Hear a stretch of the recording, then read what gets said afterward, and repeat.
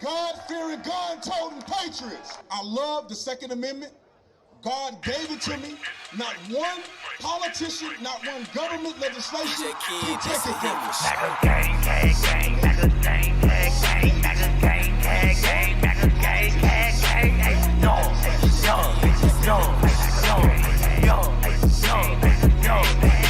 I'm a gun-toting patriot, God-fearing patriot. Pressing why they mad, cause I'm real and they be faking it. I'm a free speech advocate, it's on my mind, I'm saying it. I'm about to buy another gun and ain't nobody taking it. Gun-toting, Bible reading, God believe in truth, speaking American, it's MAGA season. Democrats committing treason, I know they think it's sweet, but you don't know who you dealing with. This for free thinkers only, you ain't got no membership, they free. General Flynn out the cage, cause he innocent. Martin Roger Stone, cause the world know that he innocent. We need to kick out every single illegal immigrant. Mandatory voter ID laws we need to implement. Tell Justin Smollett that I know this MAGA country.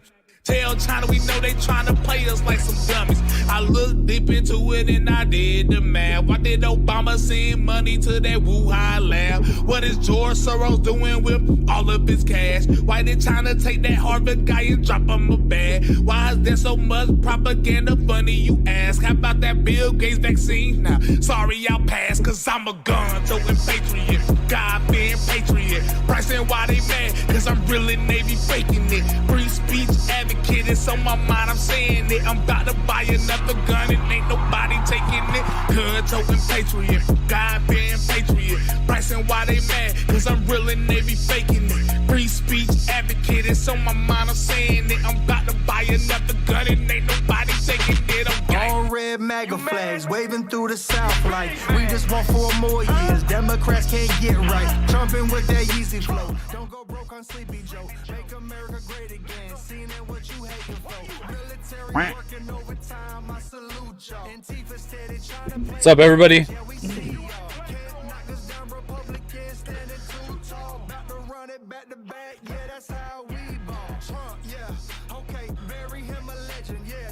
Let's get a couple more people in here. I know we got more than that.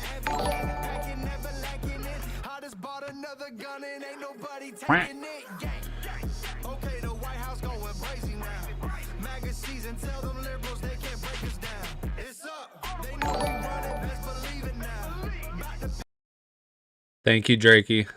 I see you. Thank you. All right, guys. Welcome in. Hope everybody's doing good tonight. So obviously I took my birthday off. That was Saturday, and then Valentine's Day was Sunday. I spent a little bit of time with my wife and my daughter, both days actually. We went out to eat and played around in the snow and did all the fun stuff that a family should be doing. And yesterday, I had made a video of the Trump impeachment. Ultimately, I think what led to his acquittal. I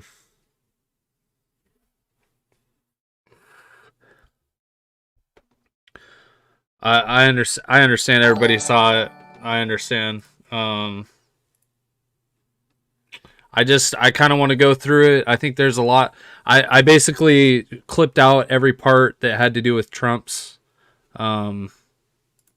defense team.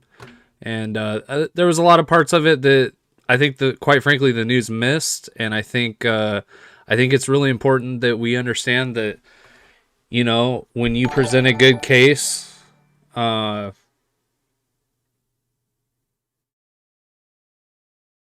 truth will come out. And I think it's just good to go over it just because, I think there's going to be more things to come that are, quite frankly, probably more important than the Trump impeachment. Because obviously this is just a distraction from ultimately what's going on right now. And I don't like to do conspiracy theories or all that, but I do think that there's going to be more coming out, mostly to do with Nancy not okaying the deployment of National Guard. and who knows what else will come along with that. You know what I mean? Maybe more people were involved in that Capitol siege than we know about, and maybe it wasn't all Trump supporters, like the news is displaying. So I think this kind of ties into it. I think it's important. It's a long video, so I think I'm just gonna do a little bit of it tonight. We'll do like different parts of it throughout the week. And then we'll kind of close out. I kind of wanted to just chit chat with everybody, toss some ideas on what we think, what our next moves are, and what we should be doing to further the Patriots agenda, if you will. And I made this video. I think what I'm going to do later, actually, I'll do it right now. I'm going to post the link in the chats online on DLive, YouTube, and Facebook. So if you guys want to watch it later, you will be able to do so and you won't have to look for it. So I'm going to post the links in all the chats right now. Hold on one sec here.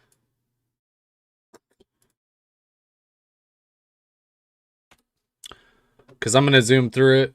I'm not going to talk very much. I showed it live, but I only got about an hour in and on. And so I think we need to go over all of it. Like I said, we're only going to watch like I don't know, maybe 45 minutes or an hour of it tonight. Thank you, Connie. Appreciate it. Thank you for wishing me a happy birthday. So links in YouTube, DLive.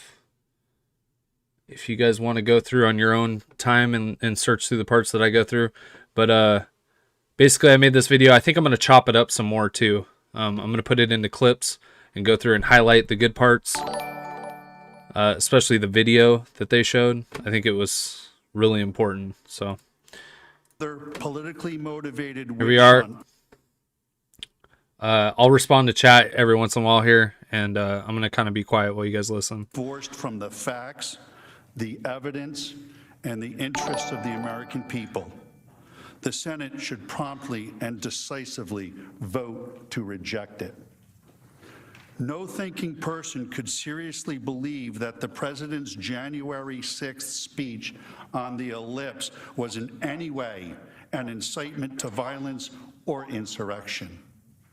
The suggestion is patently absurd on its face. Also, the chat is open. Sorry about that.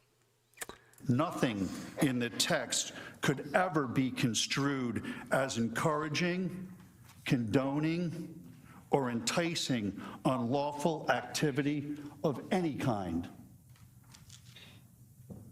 Far from promoting insurrection against the United States, the president's remarks explicitly encouraged those in attendance to exercise their rights peacefully and patriotically. Peaceful and patriotic protest is the very antithesis of a violent assault on the nation's capital. The House impeachment article slanderously alleges that the president intended for the crowd at the ellipse to, quote, interfere with the joint session's solemn constitutional duty to certify the results of the 2020 presidential election. This is manifestly disproven by the plain text of the remarks. The president devoted nearly his entire speech to an extended discussion of how legislators should vote on the question at hand. Instead of expressing a desire that the joint session be prevented from conducting its business, the entire premise of his remarks was that the democratic process would and should play out according to the letter of the law, including both the Constitution and the Electoral Count Act. In the conclusion of his remarks, he then laid out a series of legislative steps that should be taken to improve democratic accountability going forward, such as passing universal voter ID legislation, banning ballot harvesting, requiring proof of citizenship to vote, and turning out strong in the next primaries. Not only these are not the words of someone inciting a violent insurrection. Not only President Trump's speech on January 6th, but indeed his entire challenge to the election. Hey, real quick. Ruben, thank you for the follow. Nancy, thank you for the follow. Joe, Peggy, Whit, Ann, Dennis, David, Kathleen, Susie, Ruth, Elaine, Sue, Lore, Summer, Christina, Donnie, Cynthia, Janelle, Lori, Chastity, Marnie, Kathy, Elle, Stephanie, Kevin, thank you for the follow. Appreciate it. Really do appreciate it. Thank you. Results was squarely focused on how the proper civic process could address any concerns through the established legal and constitutional system. The president brought his case before state and federal courts, the U.S. Supreme Court, the state legislatures, the Electoral College, and ultimately the U.S. Congress. In the past, numerous other candidates for president have used many of the same processes to pursue their own election challenges. As recently as 2016, the Clinton campaign brought multiple post-election court cases, demanded recounts, and ridiculously declared the election stolen by Russia. Many Democrats even attempted to persuade the Electoral College delegates to overturn the 2016 results. House Manager Raskin objected to the certification of President Trump's victory 4 years ago, along with many of his colleagues. You'll remember it was Joe Biden who had to gavel them down. I have an objection because 10 of the 29 electoral votes cast by Florida were cast by electors not lawfully certified. I object to the votes from the state of Wisconsin, which should not be legally certified. No debate. Mr. President, I object to the certificate from the state of Georgia on the grounds that the electoral votes were not. Debate. There's no debate. And I object to a certificate from the state of North Carolina. I object to the 15 votes from the state of North Carolina. I object. I object to the certificate from the state of Alabama. The electors were not lawfully certified. Is it signed by a senator? Not as of yet, Mr. President. In that case, the objection cannot be entertained. The objection cannot be entertained. Debate is not in order. Even with the There is no debate in order. Is it signed by a senator? There is no debate. There is no debate in the joint session. There is no debate. There is no debate. There is no debate. Please come to order. The objection cannot be received. Section 18, Title 3 of the United States Code prohibits debate in the joint session. I do not wish to debate. I wish to ask, is there one United States senator who will join me in this letter There of is no debate. There is no debate. It is very ironic that every single one of those Democrats is doing the same thing that we did for 2 months, and they called us traitors, liars, deceitful, and here they are 2 years ago doing the same thing. Crazy. Notable. The gentlewoman will suspend.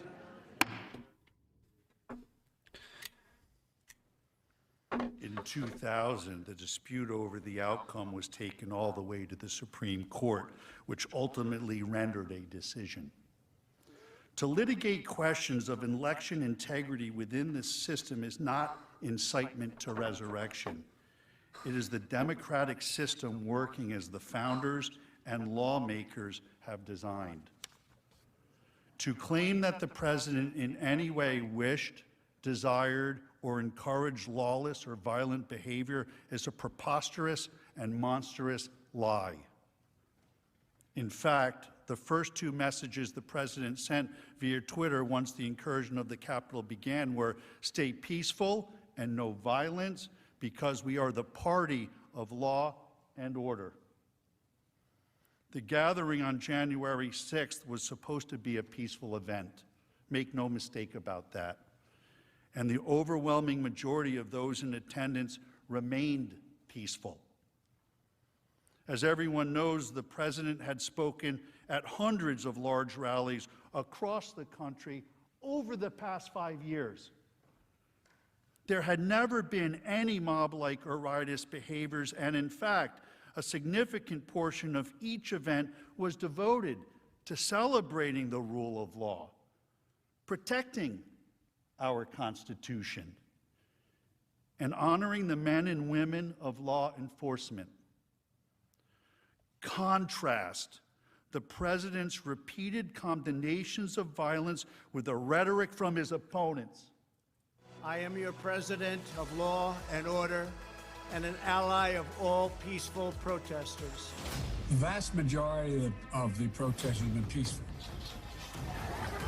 Republicans stand for law and order, and we stand for justice. I just don't even know why there aren't uprisings all over the country, and maybe there will be. My administration will always stand against violence, mayhem, and disorder. There needs to be unrest in the streets for as long as there's unrest in our lives. I stand with the heroes of law enforcement. And you push back on them, and you tell them they're not welcome anymore, anywhere. We will never defund our police. Together we will ensure that America is a nation of law and order. We were in high school, I'd take him behind the gym and beat the hell out of him. I think you need to go back and punch him in the face. Feel like punching him. We just want law and order. Everybody wants that. I want to tell you, Gorsuch, I want to tell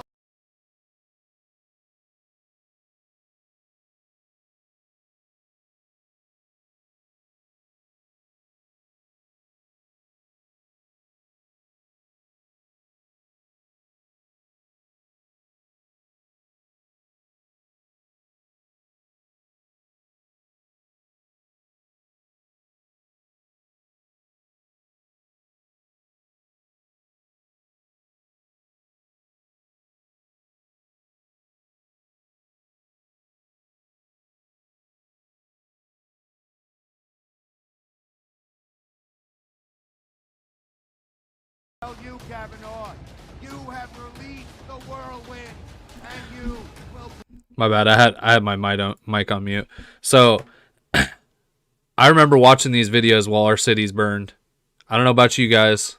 I know damn well I watched all these videos, all of them. I remember especially the Schumer and the Cory Booker or whatever his name is, and all these people. I remember watching all these people say these things on TV and just being like astounded.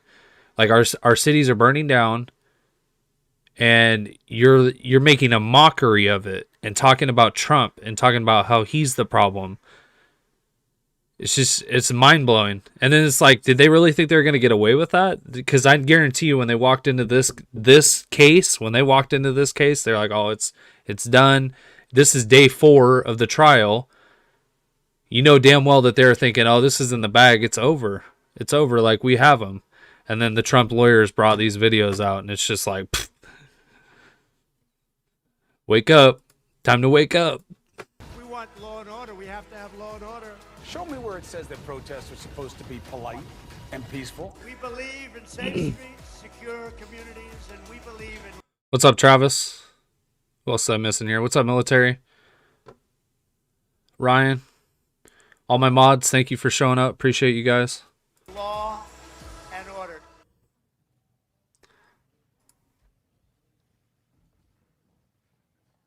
Tragically, as we know now, on January 6th, a small group who came to engage in violent and menacing behavior hijacked the event for their own purposes.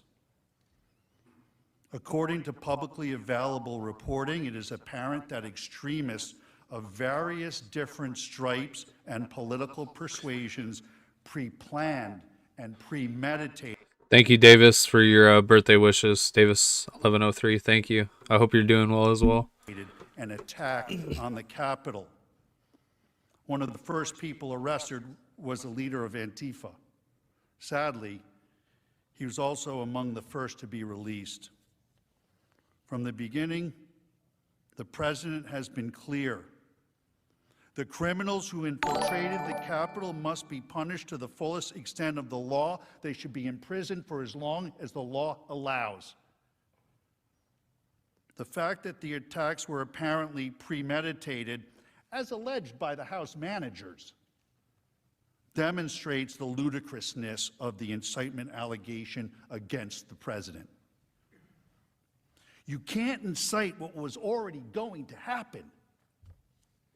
Law enforcement officers at the scene conducted themselves heroically and courageously, and our country owes them an eternal debt. But there must be a discussion of the decision by political leadership regarding force posture and security in advance of the event.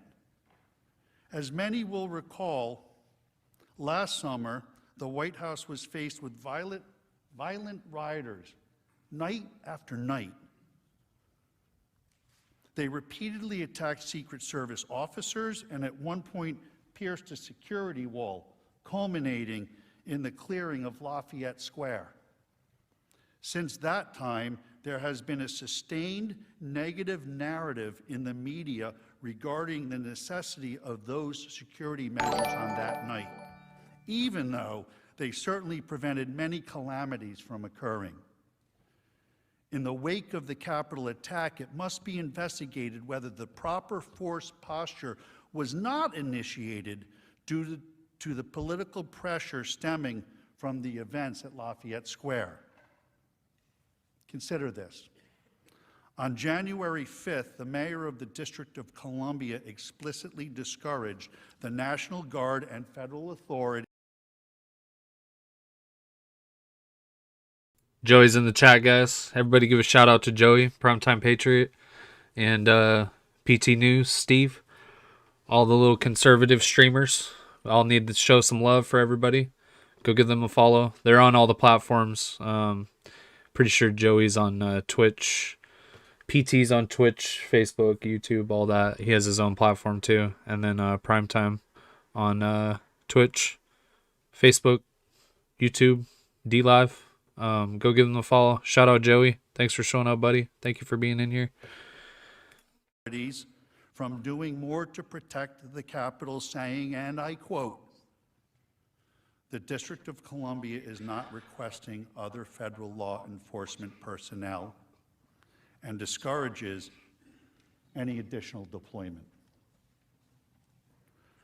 This sham impeachment also poses a serious threat to freedom of speech for political leaders of both parties at every level of government. The Senate should be extremely careful about the precedent this case will set. Consider the language that the House impeachment article alleges to constitute incitement. If you don't fight like hell, you're not going to have a country anymore. This is ordinary political rhetoric that is virtually indistinguishable from the language that has been used by people across the political spectrum for hundreds of years. Countless politicians have spoken of fighting for our principles. Joe Biden's campaign slogan was "Battle for the Soul of America." No human being seriously believes that the use of such metaphorical terminology is incitement to political violence. While the president did not engage in any language of incitement, there are numerous officials in Washington who have indeed used profoundly reckless, dangerous, and inflammatory rhetoric in recent years. The entire Democratic Party and national news media spent the last 4 years repeating, without any evidence, that the 2016 election had been hacked, and falsely and absurdly claimed the President of the United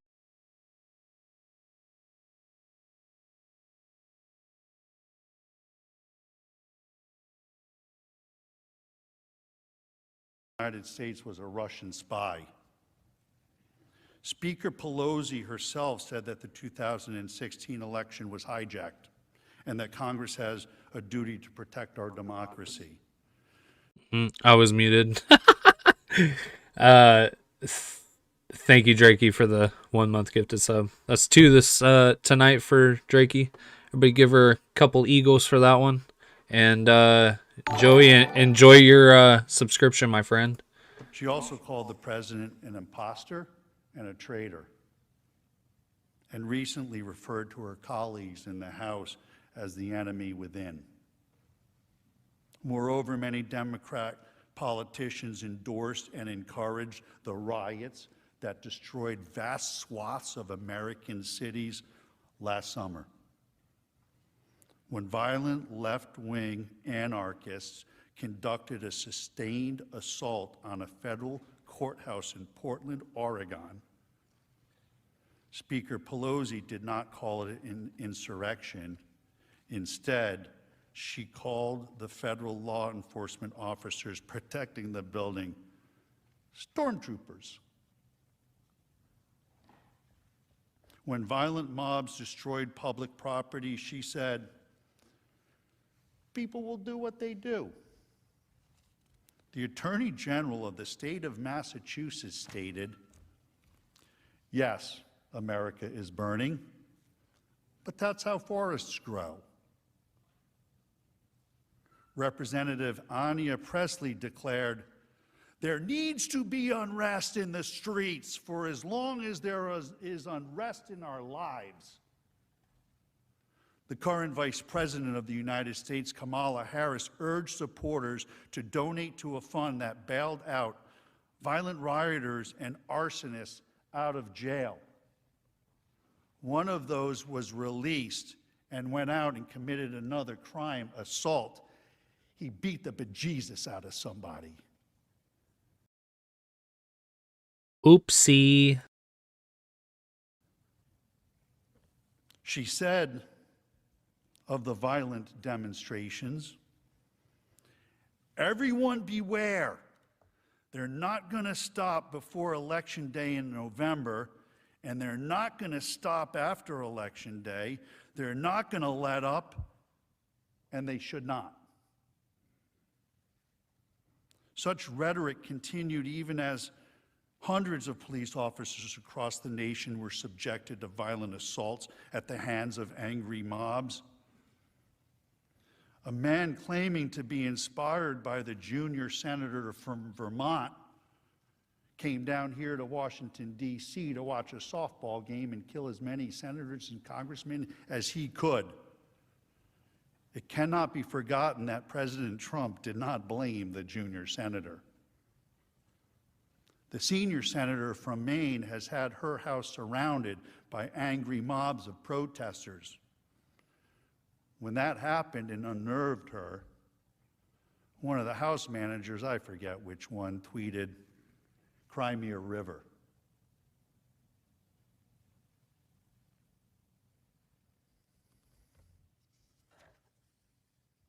Under the standards of the House impeachment article, each of these individuals should be retroactively censored, expelled, punished, or impeached for inciting violence by their supporters.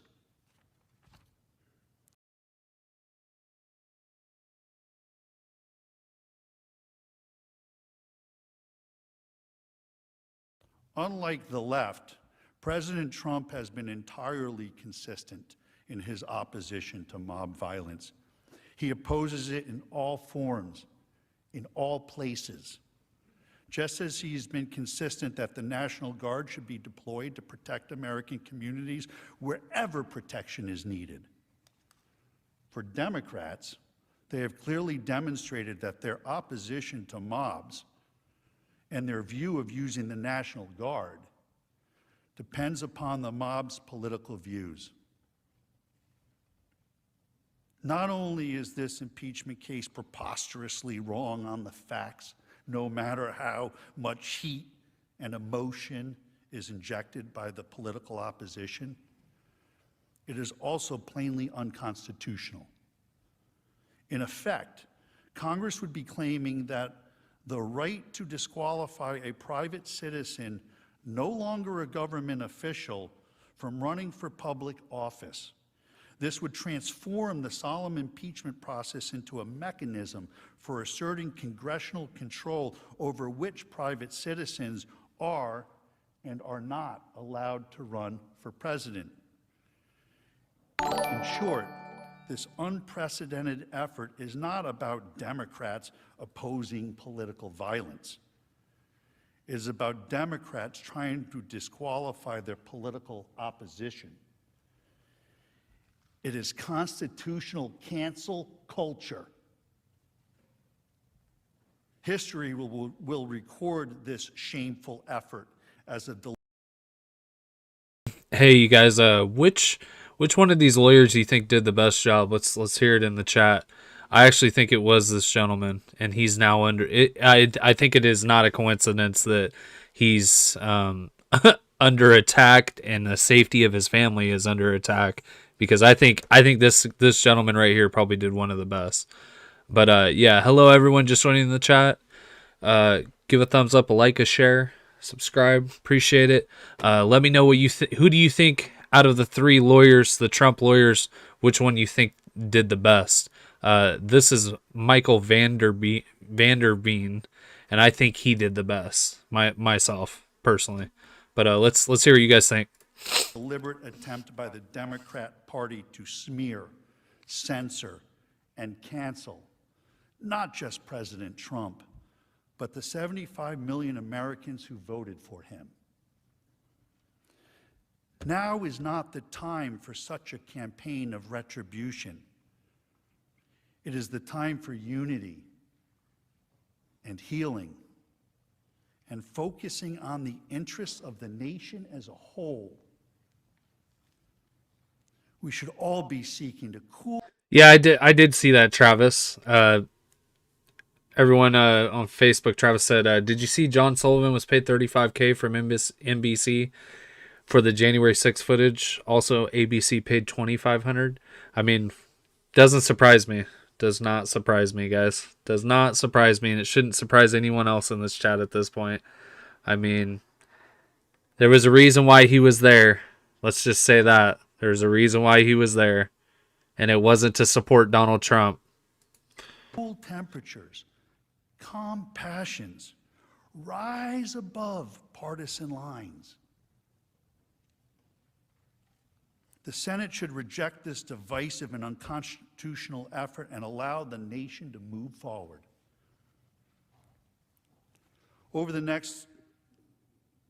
course of the next 3 hours or so, you will hear next from Mr. Schoen, who's going to talk about due process and a couple other points you'll be interested to hear. I'll return with an analysis of why the First Amendment must be properly applied here. And then Mr. Castor will discuss the law as it applies to the speech of January 6th. And then we'll be pleased to answer your questions. Thank you.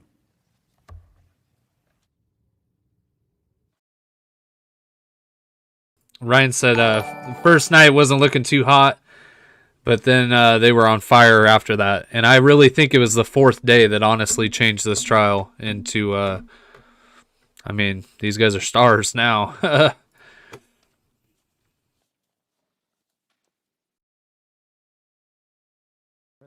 Mr. Schoen, leaders, senators.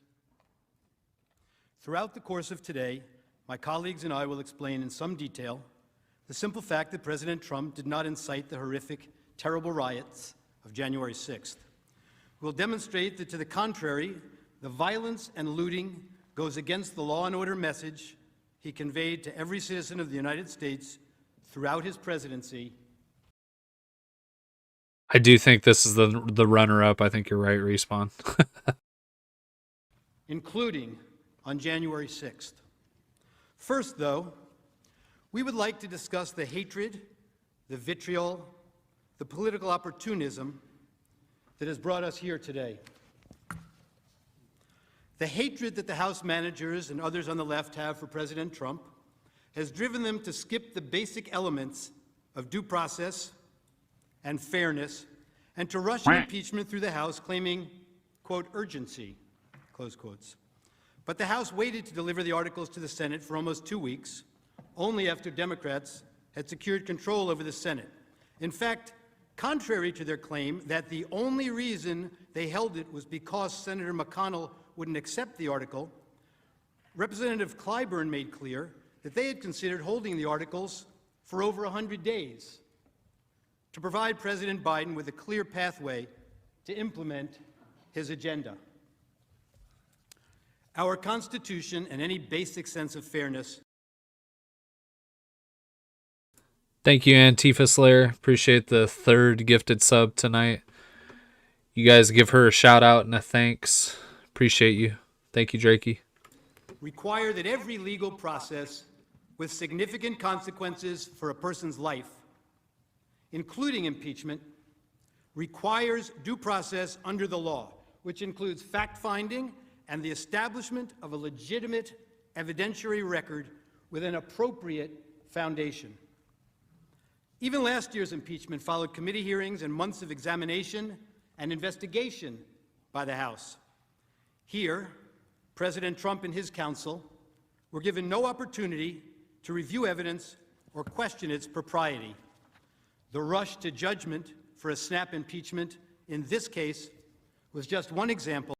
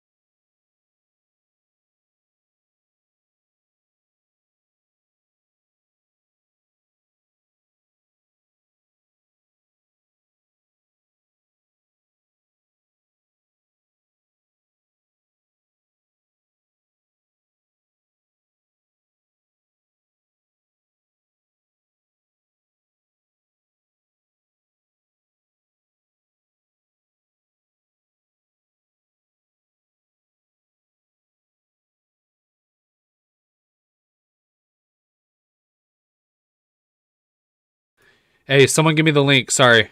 Give me the link. I'm trying to look for the Super Bowl commercial you guys are talking about. Sorry. I thought my mic was on. I keep muting it because it echoes. If not, it seems like. Maybe not. Well, I have sound on. Seems like. Antifa Slayer with another 1 month gift us up. Thank you. Appreciate you. Go ahead and send me the link. Send me the link. Send me the link. Link me, baby. Link me. Link me to the Super Bowl commercial. I want to see all the colors that you guys are talking about. What are you talking about? Send me the link to the Revival Super Bowl commercial, yeah. Send me the link. Send me the link. Send me the link. I'm waiting.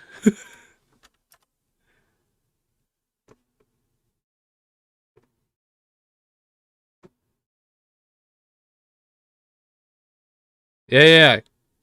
I'm here. Just being quiet because we're watching a video.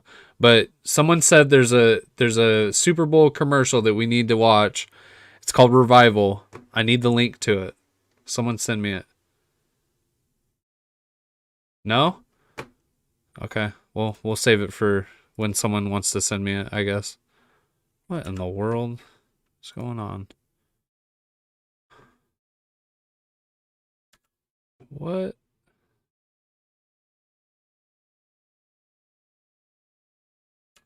Why is it being janky now?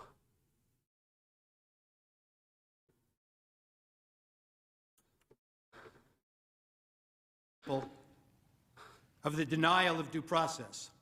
Another, perhaps even more vitally significant example was the denial of any opportunity ever to test the integrity of the evidence offered against Donald J. Trump in a proceeding seeking to bar him from ever holding public office again, and that seeks to disenfranchise some 75 million voters, American vote. Okay, I'm laughing because the screen, I forgot to take it off TV screen mode when I was making this video, apparently. So there's that. On Wednesday this week, countless news outlets repeated the Democrat talking point about the power of never before seen footage. Let me ask you this. Why was this footage never seen before? Shouldn't the subject of an impeachment trial, this impeachment trial, President Trump, have the right to see the so-called new evidence against him? More importantly, the riot and the attack on this very building was a major event that shocked and impacted all Americans. Shouldn't the American people have seen this footage as soon as it was available? For what possible reason did the House managers withhold it from the American people and President Trump's lawyers? For political gain? How did they get it? How were they the ones releasing it? It is evidence in hundreds of pending criminal cases against the rioters. Why was it not released through law enforcement or the Department of Justice? Is it the result of a rushed snap impeachment for political gain without due process? House Manager Raskin told us all yesterday that your job as jurors in this case is a fact-intensive job. But of course, as several of the House managers have told you, we still don't have the facts. Okay, so I think I got the video now. Pull it up here. Hold on.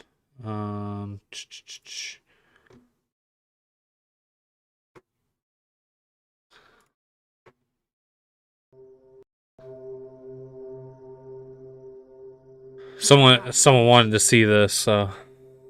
There are no stars in the sidewalk for us. No statues in our honor. We're just a small Georgia town of complete unknowns. The closest thing to a world stage is 81 miles away in Atlanta tonight. Our movie stardom, our football careers, they never took off. Because we are not known for who we are. We hope to be known for what we do, what we build. This thing we've assembled, it has a chance to be remembered. No, we are not famous, but we are incredible.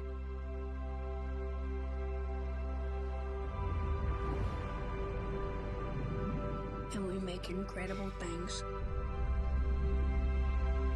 Ah, the wall, baby.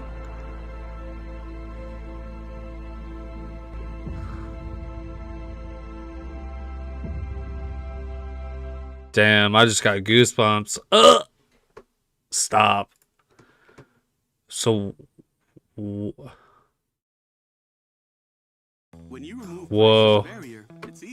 That's pretty crazy, guys. It's pretty crazy. Pretty wild. Yeah, that was pretty wild. I'll give you that. Speaker Pelosi herself on February 2nd called for a 9/11 style commission to investigate the events of January 6th. Speaker Pelosi says that the commission is needed to determine the causes of the events. She says it herself. If an inquiry of that magnitude is needed to determine the causes of the riot, and it may very well be, then how can these same Democrats have the certainty needed to bring articles of impeachment and blame the riots on President Trump? They don't. The House managers, facing a significant lack of evidence, turned often to press reports and rumors during these proceedings. Claims that would never meet the evidentiary standards of any court. In fact, they even relied on the words of Andrew Feinberg, a reporter who recently worked for Sputnik, the Russian propaganda outlet. You saw it posted. By the way, the report they cited was completely refuted. The frequency with which House managers relied on unproven media reports shocked me as I sat in this chamber and listened to this. And there's a lot that we don't know yet about what happened that day. According to those around him at the time, reportedly responded. Trump reportedly reports across all major media outlets. Major news networks, including Fox News, reportedly summoned. Reportedly not accidental.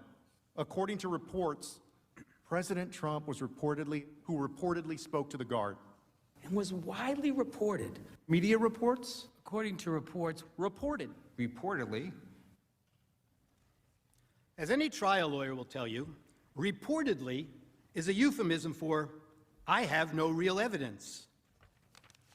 Reportedly is not the standard in any American setting in which any semblance of due process is afforded an accused.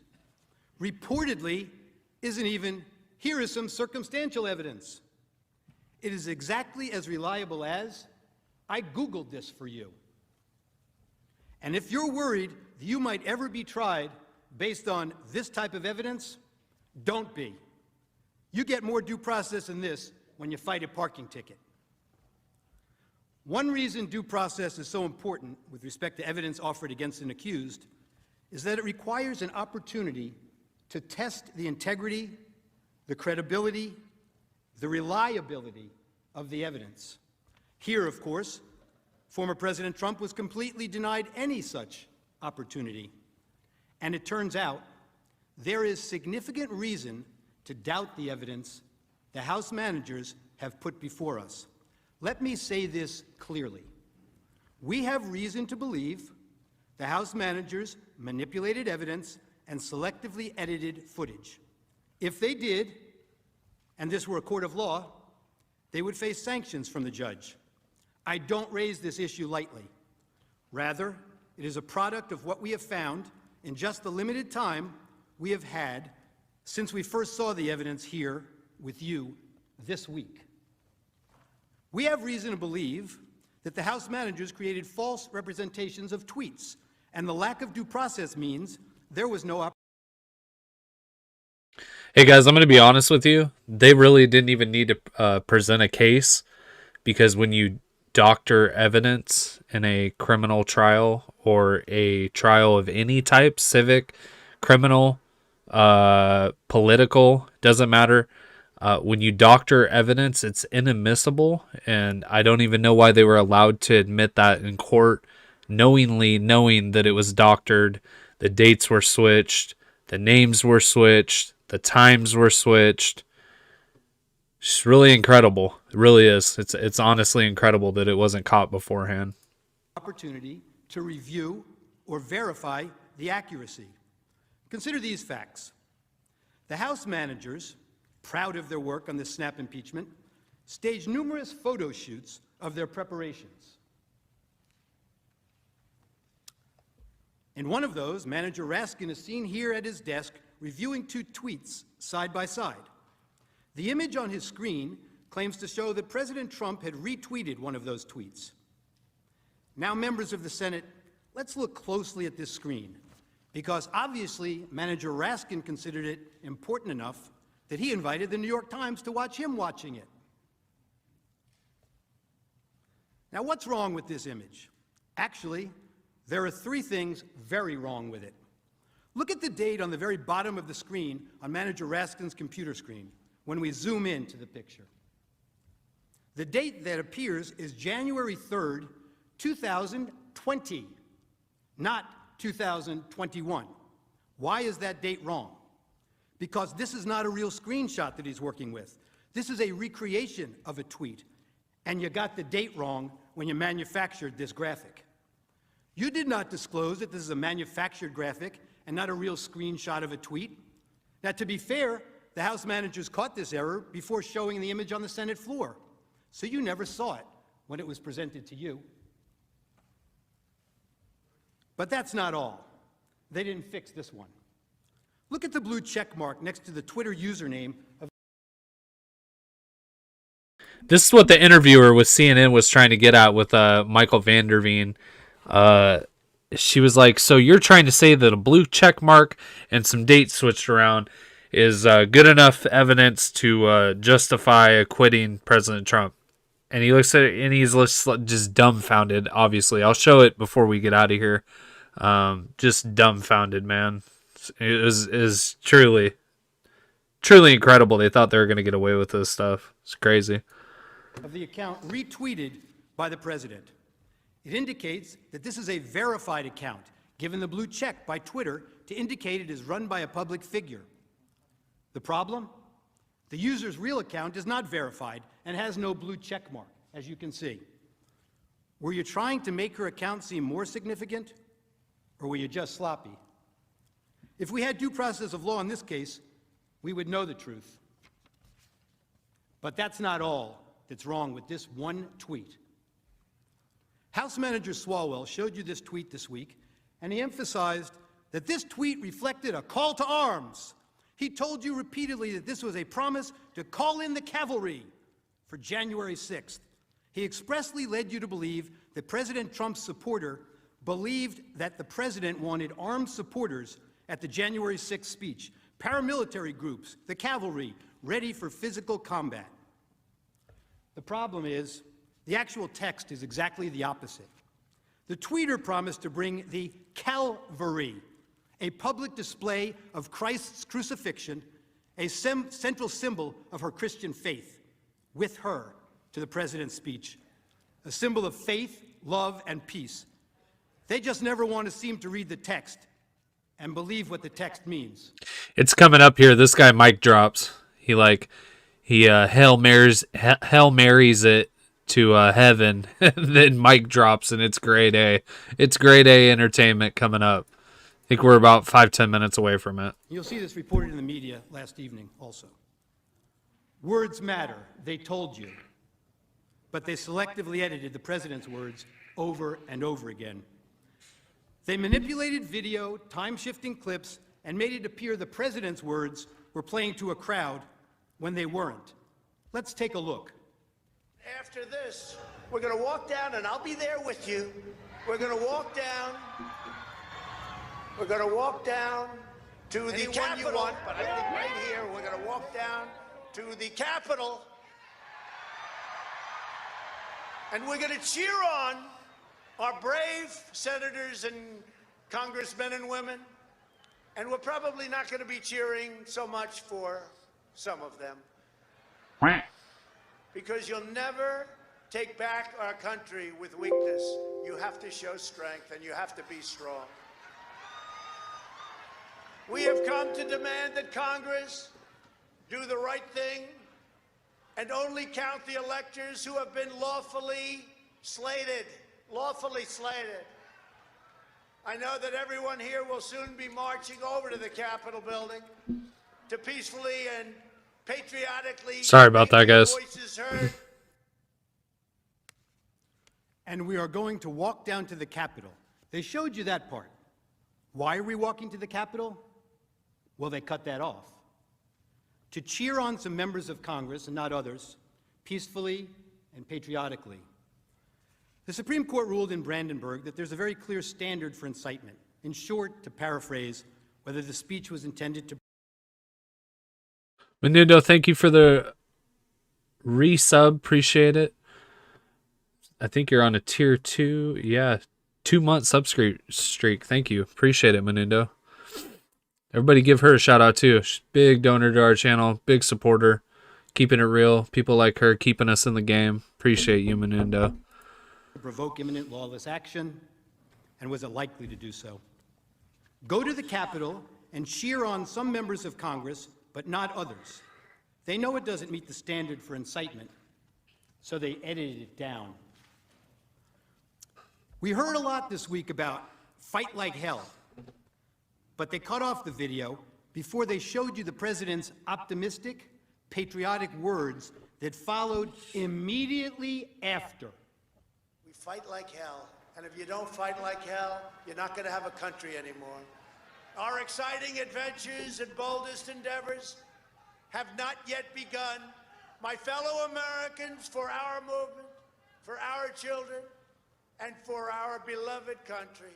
And I say this, despite all that's happened, the best is yet to come. There's that famous quote, like one of the House managers said, "A lie will travel halfway around the world before the truth has a chance to put its shoes on." Well, this lie traveled around the world a few times, made its way into the Biden campaign talking points, and ended up on the Senate floor. The Charlottesville lie. Very fine people on both sides, except that isn't all he said. And they knew it then, and they know it now. Watch this. But you also had people that were very fine people on both sides. You had people in that group, excuse me, I saw the same pictures as you did. You had people in that group that were there to protest the taking down of, to them, a very, very important statue and the renaming of a park from Robert E. Lee to another name.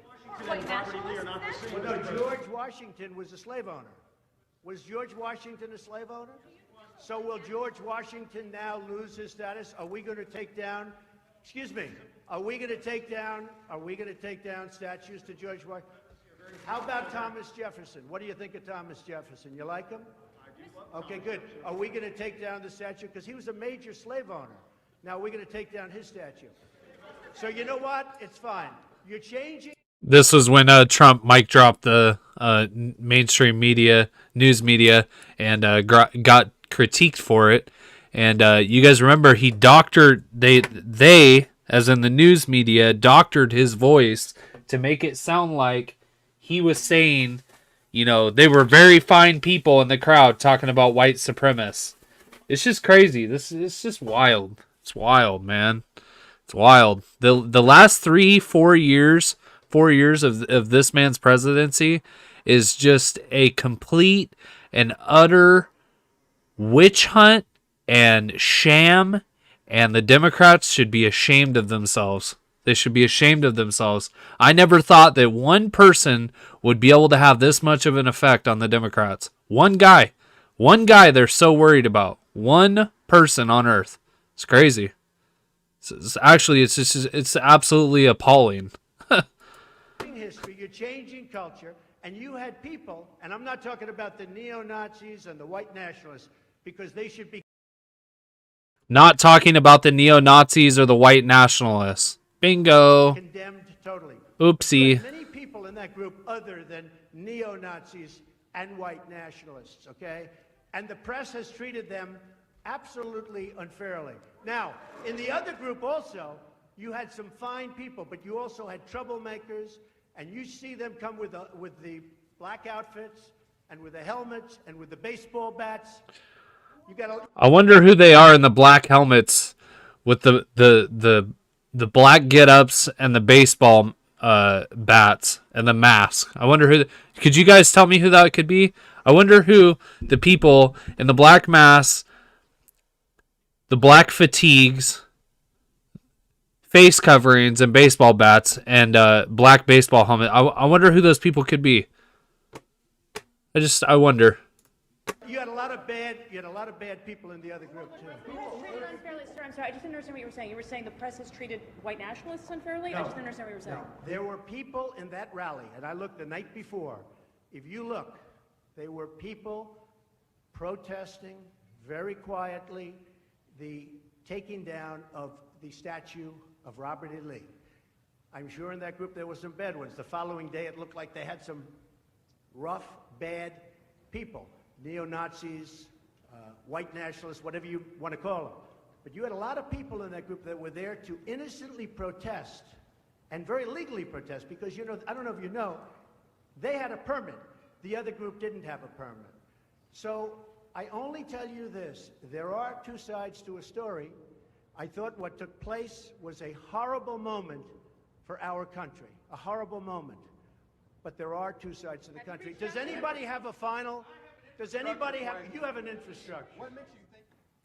This might be today the first time the news networks played those full remarks in their context. And how many times have you heard that President Trump has never denounced white supremacists? Now you in America know the truth. Here's another example. One of the House managers made much of the president's supposedly ominous words of, "You have to get your people to fight." But you knew what the president really meant. He meant that the crowd should demand action from members of Congress and support primary challenges to those who don't do what he considered to be right. Support primary challenges, not violent action. I know what he meant because I watched the full video, and so did the House managers, but they manipulated his words. You will see where they stopped it, and to give it a very different meaning from the meaning it has in full context. Let's watch. You have to get your people. This reminds me of what Antifa does to me, clipping my words out of context. Just completely and utterly has nothing to do with what I was talking about, just clipping one part of it and shaming the person and turning it around like they're a bad person or a terrorist for speaking their mind. It's crazy. To fight. He told them. You have to get your people to fight. And if they don't fight, we have to primary the hell out of the ones that don't fight. You primary them, we're gonna let you know who they are. I could already tell you, frankly. The people who need to fight are members of Congress. Why did we have to skip the necessary due diligence and that any legal proceeding should have? It couldn't have been the urgency to get President Trump out of office.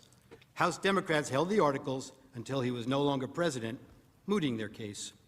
Hatred, animosity, division, political gain, and let's face it, for House Democrats, President Trump is the best enemy to attack. I want to say this for Donald Trump, who I may well be voting to impeach. Donald Trump has already done a number of things which legitimately raise the question of impeachment. I don't respect this president, and I will fight every day until he is impeached. That is grounds to start impeachment proceedings. Those are grounds to start impeachment. Those are grounds to start impeachment proceedings. You guys, I think it's important that we go over this. That it's not just, this is not one occasion. These are different dates. They've tried to impeach this man 3 separate times. The first time it didn't even make it to the House of Reps. The second time didn't make it through the Senate. And guess what? The third time, spoiler alert, for all of you that haven't seen it, it didn't make it through the Senate yet again. Okay?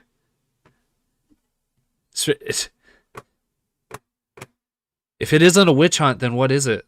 That's what I want to know. What is it? Because this is crazy. I mean, this is the same guy that's trying to impeach him now, 2 years ago trying to impeach him. It's crazy. Yes, I think that's grounds to start impeachment proceedings. I rise today, Mr. Speaker, to call for the impeachment of the President of the United States of America. I continue to say, impeach him! Impeach 45! Impeach 45! So we're calling upon the House to begin impeachment hearings immediately. On the impeachment, Donald Trump, would you vote yes or no? I would vote yes. I would vote to impeach. Because we're going to go in there, we're going to impeach the mother.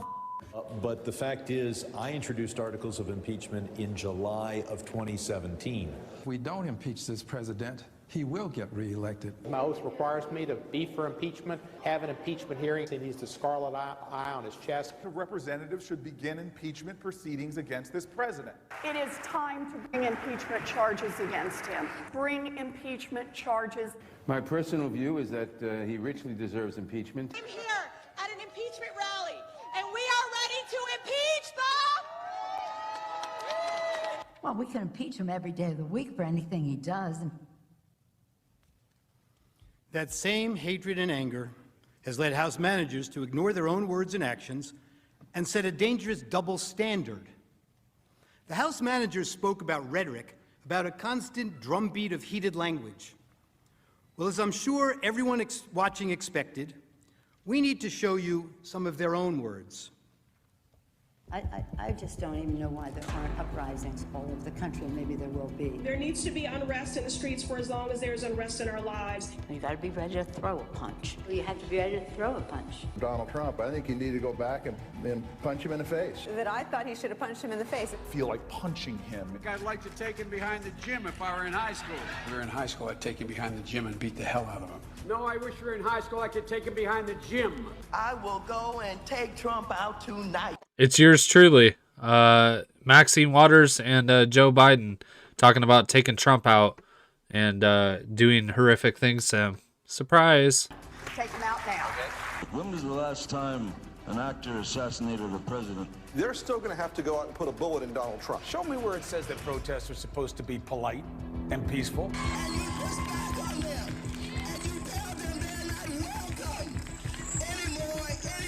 I have thought an awful lot about blowing up the White House. Please, get up in the face of some Congress people. People will do what they do. I want to tell you, Gorsuch, I want to tell you, Kavanaugh, you have released the whirlwind, and you will pay the price. We're going to go in there, we're going to... This is just a warning to you Trumpers. Be careful. Walk lightly. This one right here, this lady, you guys,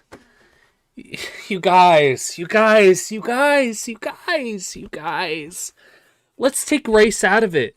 Let's take race out of it. Let's take black and white out of it. Let's just part the ocean real quick, okay? Taking race out of it. Even though this could be a great point. Imagine if this was a Republican that said this. Imagine if this was a Republican that had said this. It's clown world. It's literally clown world. And for those of you who are soldiers, make them pay. If you had to be stuck in an elevator with either President Trump, Mike Pence, or Jeff Sessions, who would it be? Does one of us have to come out alive?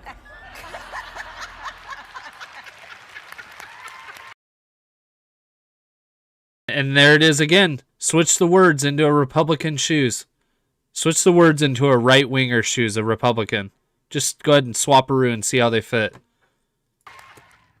Crazy. And there's more. They wouldn't fit.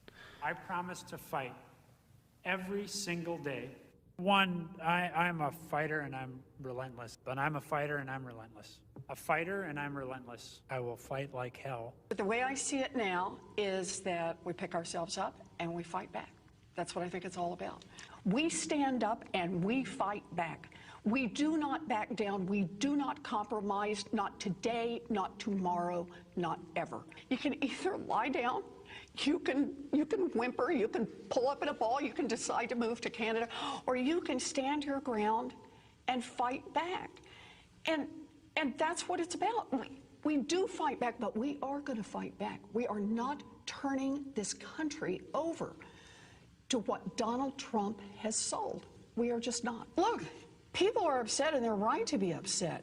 Now, we can whimper, we can whine, or we can fight back. Me, I'm here to fight back. I'm here to fight back because we will not forget.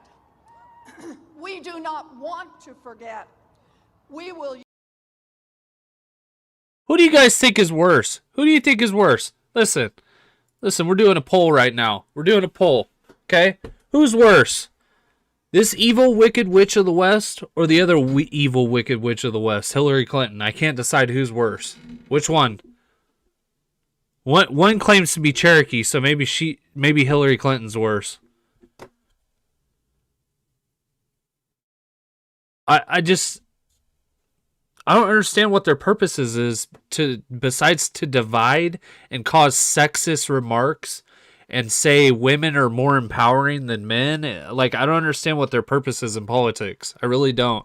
I don't know what her position is at all besides destroying the American economy and making women more empowered. And obviously Planned Parenthood. You think Clinton's worse? Yeah, you're probably right because she's an evil, crooked woman. At least this woman hasn't done anything too evil. She just has evil thoughts. Yeah, that was too easy of a question. Use that vision to make sure that we fight harder, we fight tougher, and we fight more passionately than ever. We still have a fight on our hands. Fight hard for the changes America. This is Elizabeth Warren, by the way, for all of you that don't know who she is. Are demanding. Get in the fight. To winning the fight. Fighting. He's fighting. He uses every tool possible to fight for this change. We'll fight. To fighting hard. Serious about fighting and fight. We got to get on our front foot and fight back. Problems we call them out and we fight back. I'm in this fight. I am fighting. Get in this fight. Get in this fight. Get in this fight. And fighting, we all need to be in the fight. We all need to stay in the fight. We stay in this fight. We fought back. I am not afraid of a fight. I am in this fight all the way. You don't get what you don't fight for. Our fight. We are in this fight for our lives. You know what Elizabeth Warren reminds me of? She reminds me of the grandma that's just always upset. Just doesn't matter what you do. You could bake her cookies. You could take her to go get her insulin. You could rub her feet, give her a bath. It just seems like she's upset all the time. Maybe this is just older white women. Maybe that's just maybe what it is. But Elizabeth Warren just seems like she is just always upset, man. Something seriously upset to be upset about. I don't know. Every time I see her, she's upset. Is the fight of our lives. But we are going to make sure that this fight does not end tonight. This is a fight for our lives, the lives of our friends and family members and neighbors.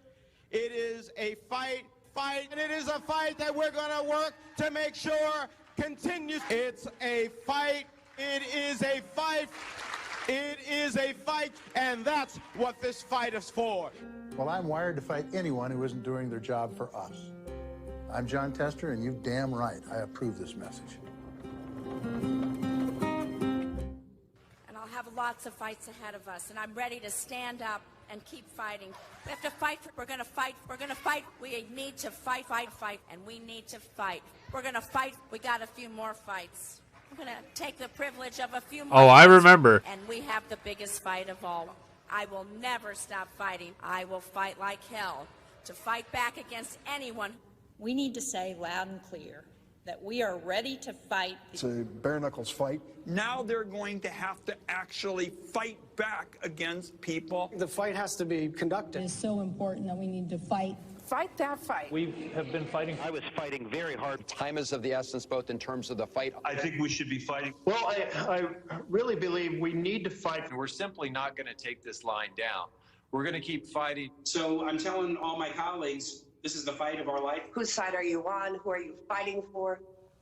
They're fighting, or I'm fighting. We're both fighting. We will fight back. We're not going to just take this line down. I'm just going to keep the fight up. What we have to do right now is fight as hard as we can. We have to rise up and fight back. And so we're going to fight, and we're going to continue to fight. I am going to be fighting like hell. Keep fighting, or we kept fighting and we did. So we're going to keep fighting. We have to be fighting every single day. We have to fight back, and we have no choice but to do that. I think we're doing the right thing to do that. Fighting. And I'm fighting. Well, our job right now is to fight. It's really important. I'm going to keep fighting. I'm asking for this.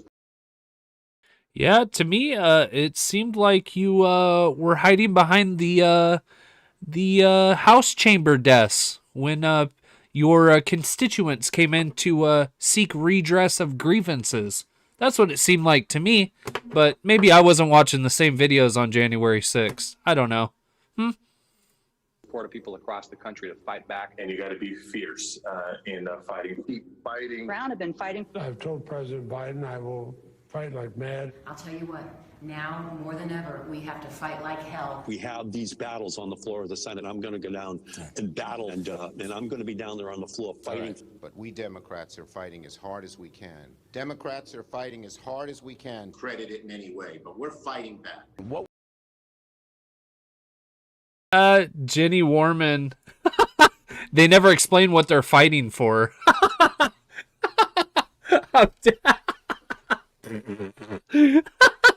Oh man. We've got to do is fight in Congress, fight in the courts, fight in the streets, fight online, fight at the ballot box. Fighting and pushing around the clock, fighting, continue to be brave and be strong and keep fighting. We're getting people engaged in the fight. We're fighting. We've got to keep fighting and keep focused. Continue to fight. Fight.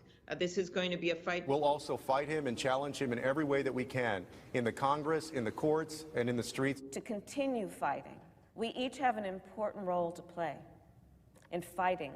In this fight, like so many before it, it has been a fight. The American people are going to have to fight. And about the importance of fighting, I will always fight. Fighting. But we always must fight. Joe Biden has... I got one for you guys. Hold on.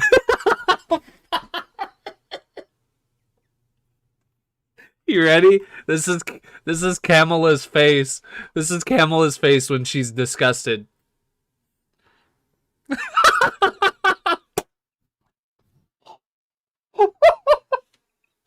I can't.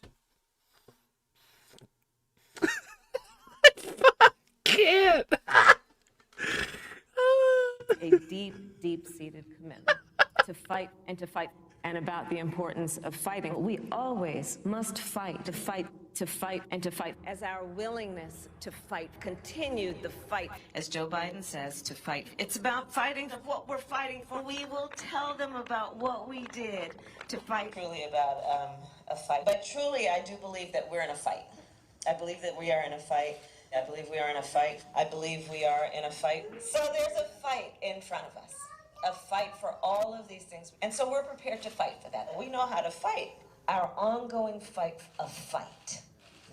We know how to fight. We like a good fight. We were born out of a fight. This is what is our fight right now. There's the fight, there's the fight, there's the fight, and then there's the fight to defend. Back in the fight. Our mission is to fight. That is the guiding purpose of House Democrats, fighting. He has never forgotten who he is fighting for. Marched and fought. And we just have to fight. But this is a fight for our country. Fighting the health crisis of COVID. I led the fight and continue to fight. Never, never, never give up this fight. I'm a citizen fighting for it. It means not only fighting a leader who fought for progressive change, as a lawyer who fought for people his whole life, as well as other fights, and I'm proud that to have Tim in this fight with me. And above all, it's time for America to get back up and once again fight. We will fight when we must fight. What kind of America are we fighting for? We've been fighting, so we need to fight, but we also need to fight for an America. I am going to wake up every day and fight hard. I have been fighting. We're going to fight. We are going to fight. We're going to fight. We're going to fight. And I will fight. We're in the fight of our lives right now. We fight like... Okay, guys. Is it me, or when you watch... Sherry, thank you for the like. When you guys watch Joe Biden be like passionate about something, you can tell he's like really into it, super deep. He's just really getting locked in, super tight, and you feel like something big's gonna come from it. And I just fighting for my country. I just want to, and you're like, that's all you got? There was like 5% left in that battery, bro, when you let that statement go. Holy cow. Holy cow. Put some effort into it, folks. Like, Joe Biden, literally, I don't think he could get excited for anything. I haven't seen that man make one different face besides... Like, that's the two faces he's made for well over a year. Like, well over a year. The same two faces. He has no expression. He has no thought that goes into his words. There's just no brain connect to his words, to his face, to his facial expressions, to his body movements. He's always just slouched. It's just like, huh? That's our president?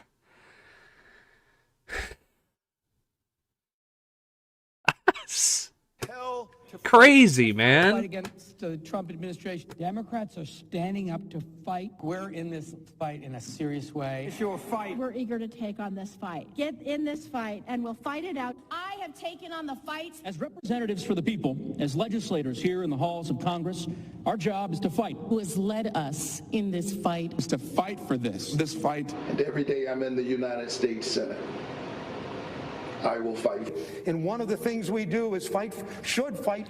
Because my constituents send me here each and every day to fight. We have been fighting this fight, and we need to be side by side so we can succeed. And so I hope that you will all join us in our fight.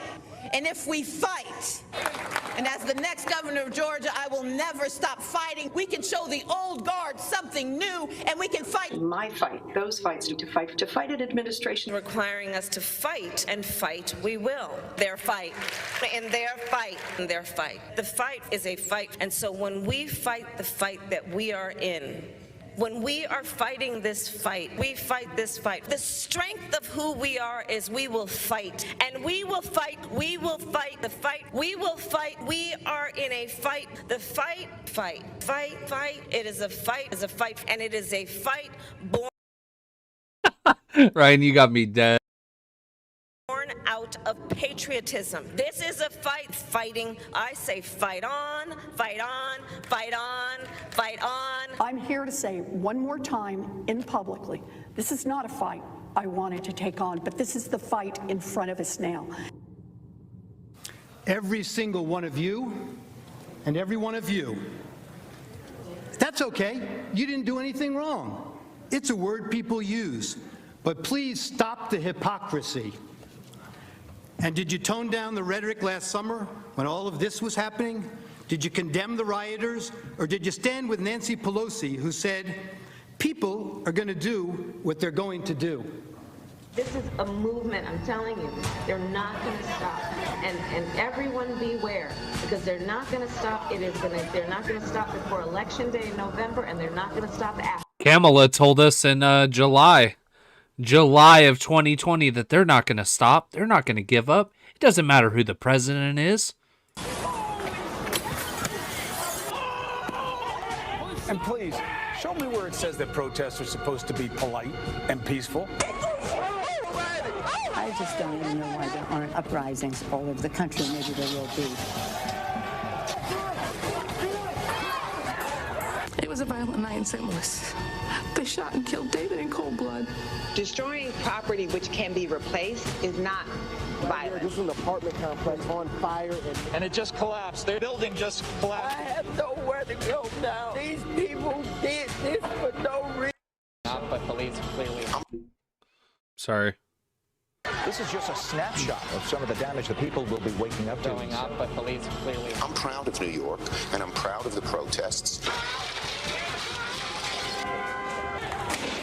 There is damage everywhere you look. Honestly, it looks like a war zone.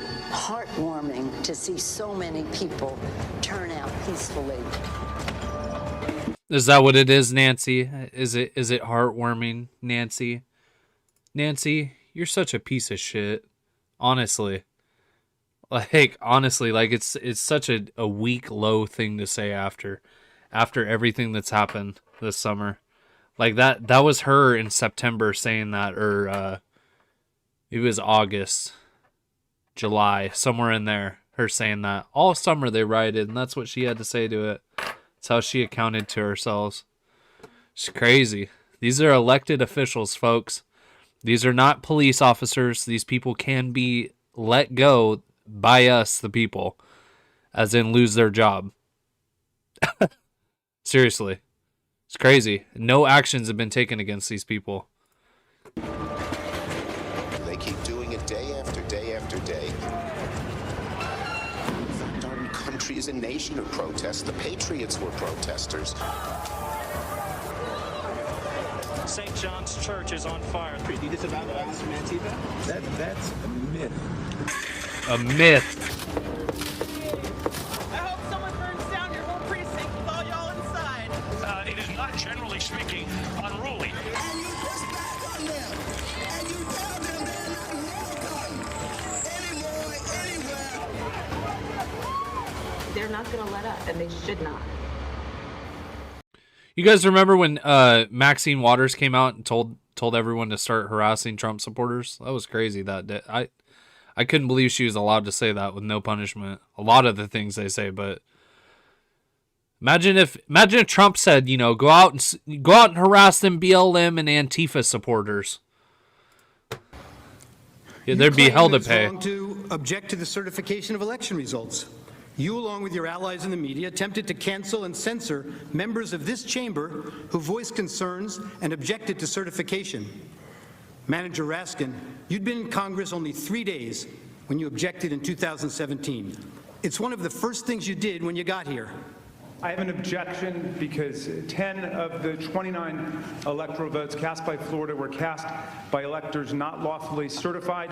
Is the objection in writing and signed not only by the member of the House of Representatives, but also by a senator? It is in writing, Mr. President. Is it signed by a senator? Not as of yet, Mr. President. In that case, the objection cannot be entertained. Mr. President, I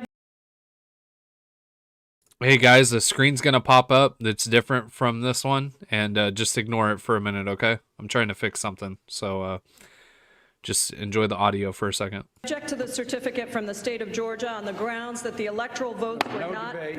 There's no debate. And I object to a certificate from the state of North Carolina based on violations of the Voting Rights Act. There's no debate in the joint session. I object because people are horrified by the overwhelming evidence. Section 18, Title 3 of the United States Code prohibits debate. I object. Objected to the counting of the electoral votes of the state of Ohio. I object to the certificate from the state of Alabama. The electors were not lawfully certified. I object to the 15 votes from the state of North Carolina because of the massive voter suppression and the closing of polling booths. There's no debate. There's no debate. 16 There's to 1, no debate. And the massive voter suppression that occurred to African Americans. The gentleman will suspend. I have an objection to the electoral votes. The objection is in writing, and I don't care that it is not signed by a member of the Senate. I do not wish to debate. I wish to ask, is there one United States senator who will join me in this letter of objection? There's no debate. The objection is signed by a member of the House, but not yet by a member of the Senate. Well, it is over.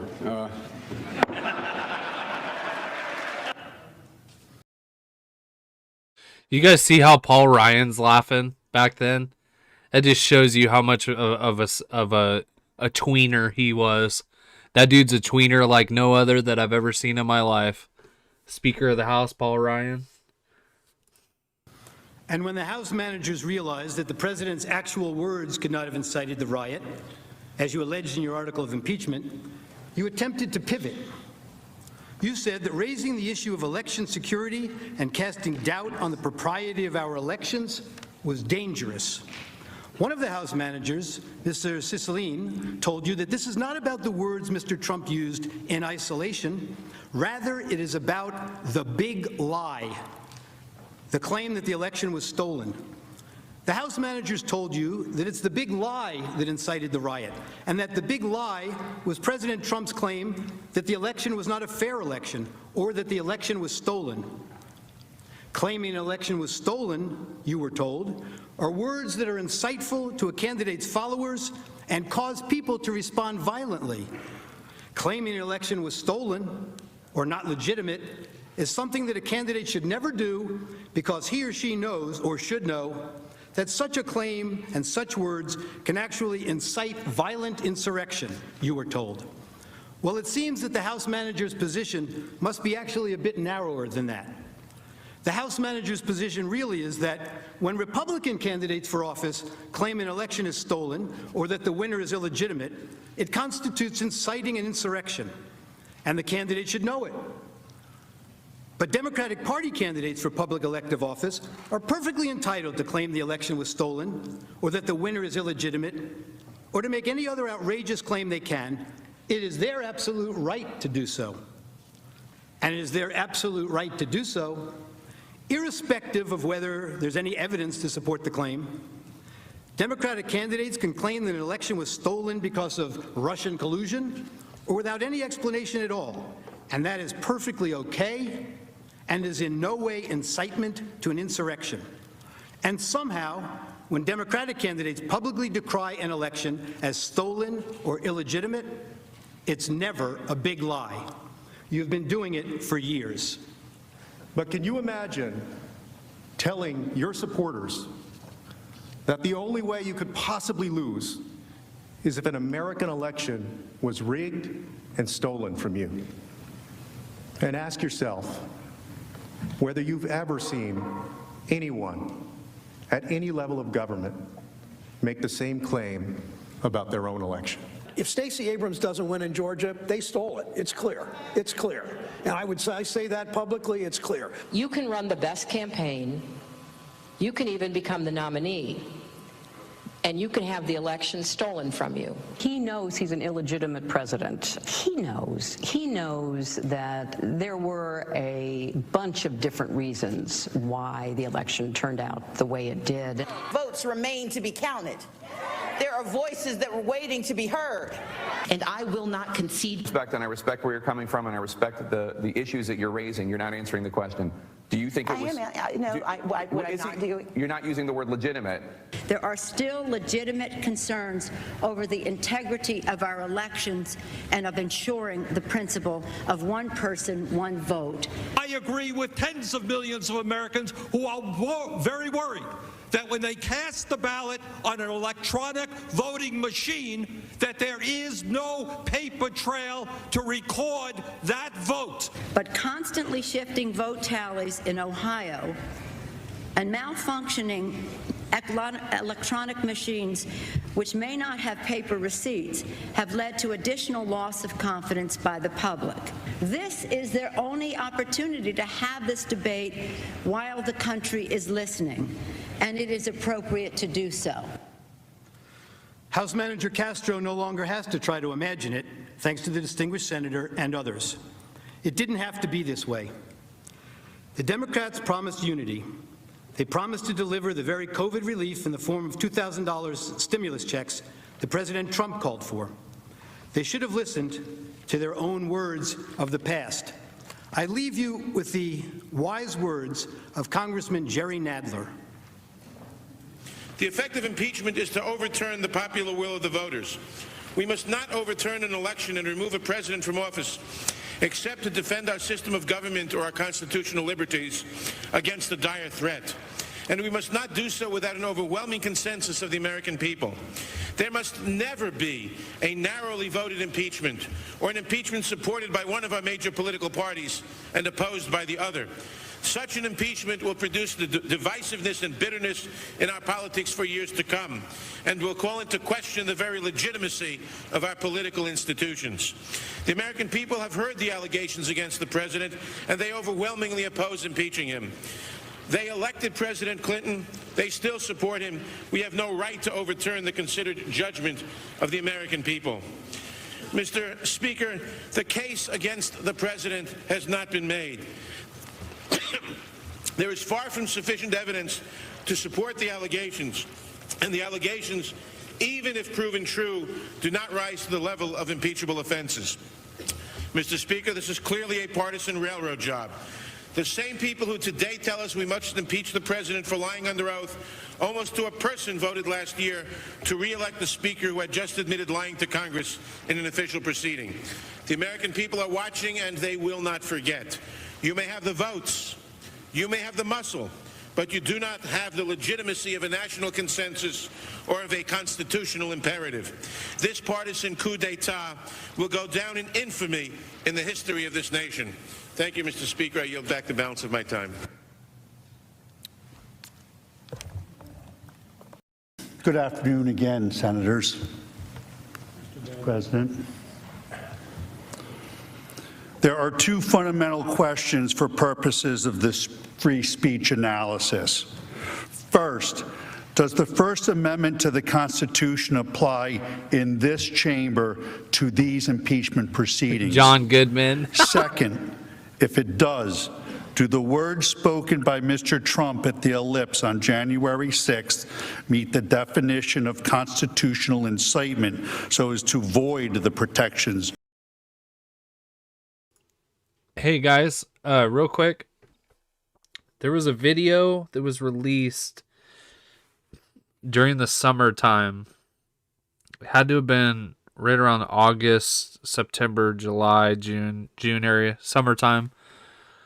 And it was a video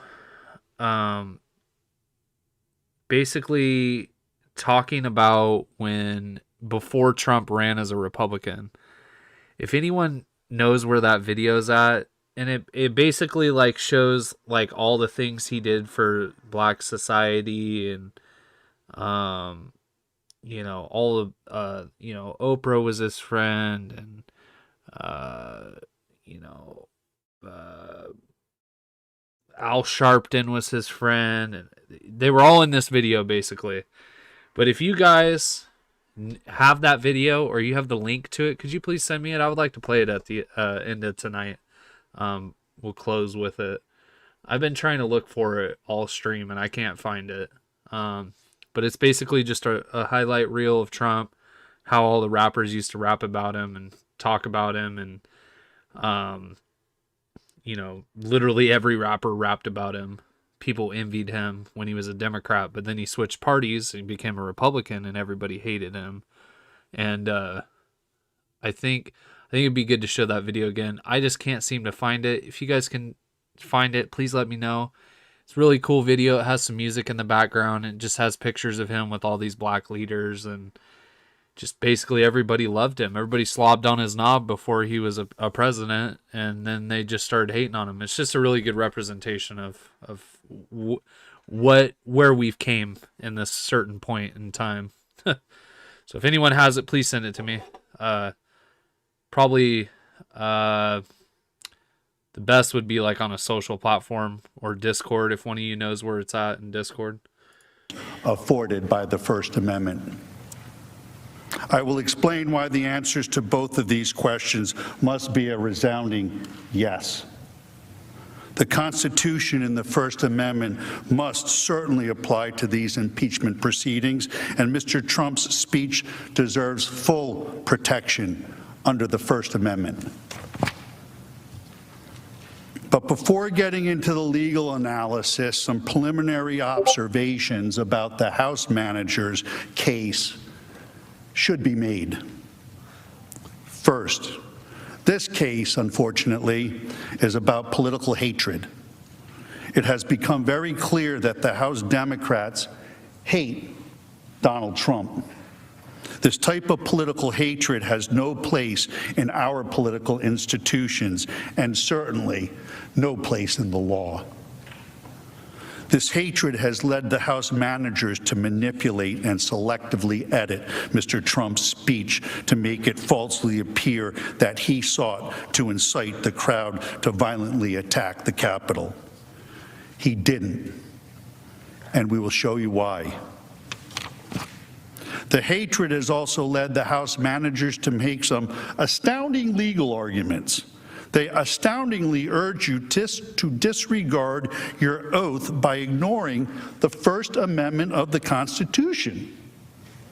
They also ignore landmark binding United States Supreme Court cases, precedents, Wood and Bond, both of which unequivocally hold that elected officials have core First Amendment rights to engage in the exact type of political speech which Mr. Trump engaged in. I was shocked the House managers not only spent a mere 3 pages on the First Amendment analysis in their trial memo, but yesterday they spent a mere 10 minutes at the end of their case as a throwaway. What we have read and what we have heard is devoid of any constitutional analysis for less than what I would expect from a first-year law student. They left out landmark cases, total intellectual dishonesty.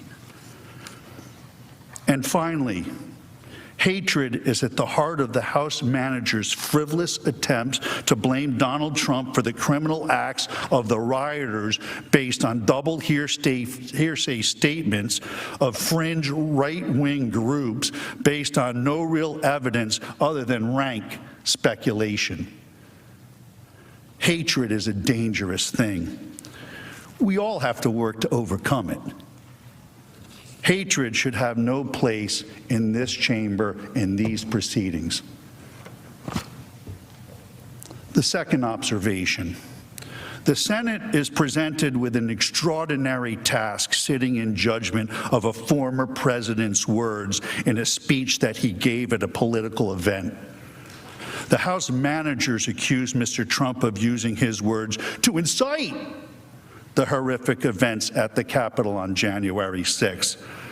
But yesterday, they gave you a new and novel standard of incitement with an element of foreseeability, a negligence concept. They cite zero case law. They made it up.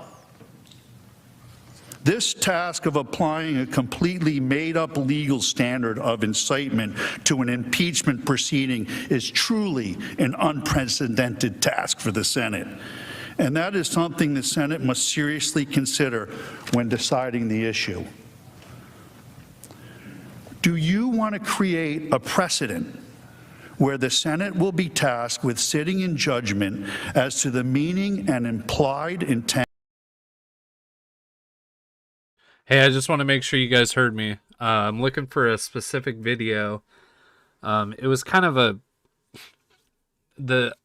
all the images or the video clips that are in the video are all older, and it has, some good music behind it, and it's mostly title reels and pictures and descriptions of who he's with.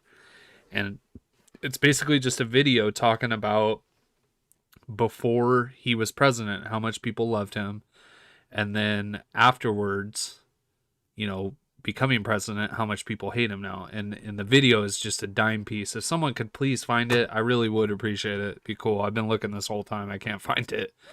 So please help me out if you know. Of a president's words or words of any elected official? Will that allow and maybe encourage a majority party to weaponize the awesome power of impeachment against the minority to suppress a point of view? Will the Senate then have to deal with constant articles of impeachment by a majority party accusing minority presidents or other elected officials of so-called insightful or false speeches? You can see where this would lead. Sadly, we have all seen the political rhetoric get ratcheted up over the last few years. We've all been witnesses to many incendiary words by our officials at political events, broadcast over the media, internet. In each of those instances, will there now be Senate impeachment hearings? No, that's not it, military. It's kind of like that. One last observation. Military, that's really close. That video you just sent me. Really, really close to what I'm looking for. Honestly, it's really, really similar.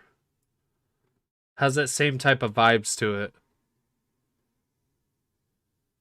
But keep looking. We agree with the House managers. Context does indeed matter. The inflammatory rhetoric from our elected officials must be considered as part of the larger context of Mr. Trump's speech at the Ellipse on January 6th. The inflammatory language from both sides of the aisle has been alarming, frankly. But this political discourse must be considered as part of these proceedings to contextualize Mr. Trump's words. We have some video to play that highlights some of what I'm talking about. I preface this video by noting I am not showing you this video as some excuse for Mr. Trump's speech. This is not whataboutism. I am showing you this to make the point that all political speech must be protected. I just don't even know why there aren't uprisings all over the country, and maybe there will be. There needs to be unrest in the streets for as long as there's unrest in our lives. You got to be ready.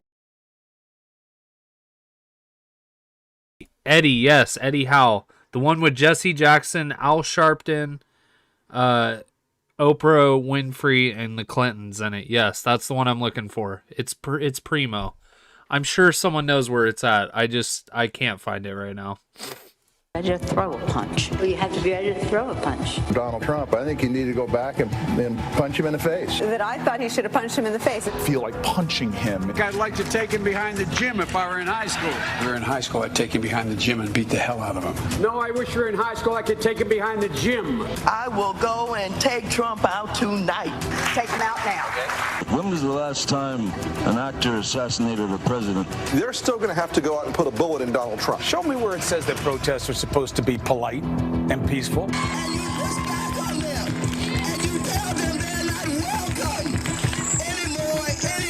I have thought an awful lot about blowing up the White House.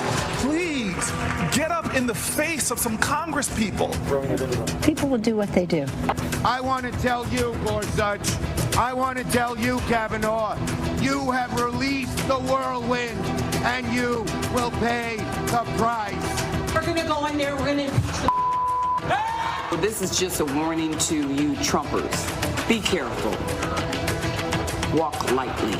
And for those of you who are soldiers, make them pay. If you had to be stuck in an elevator with either President Trump, Mike Pence, or Jeff Sessions, who would it be? Does one of us have to come out alive?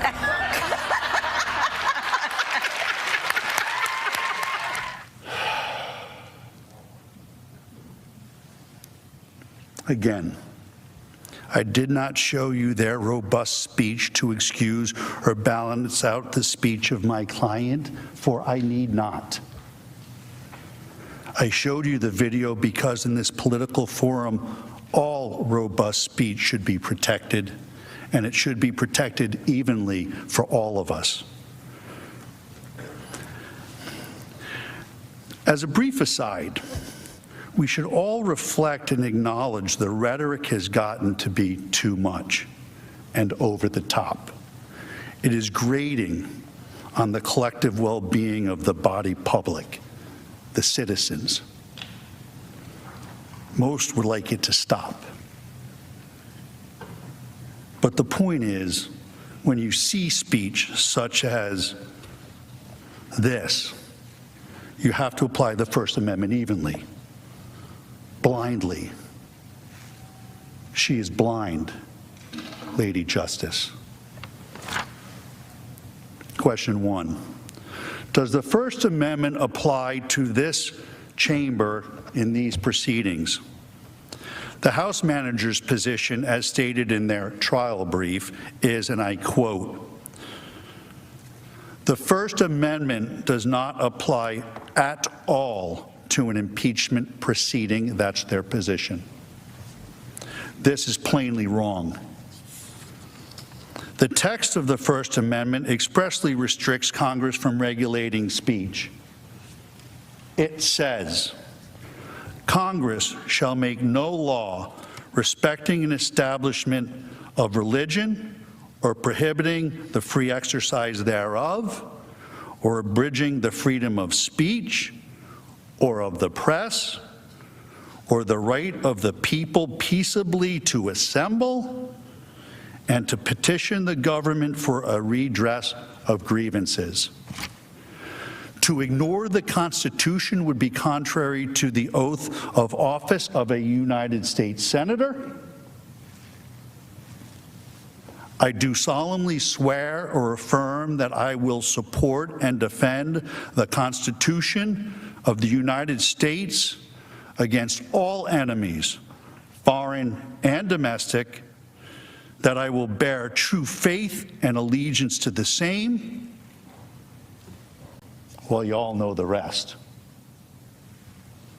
No, the Senate cannot ignore the First Amendment.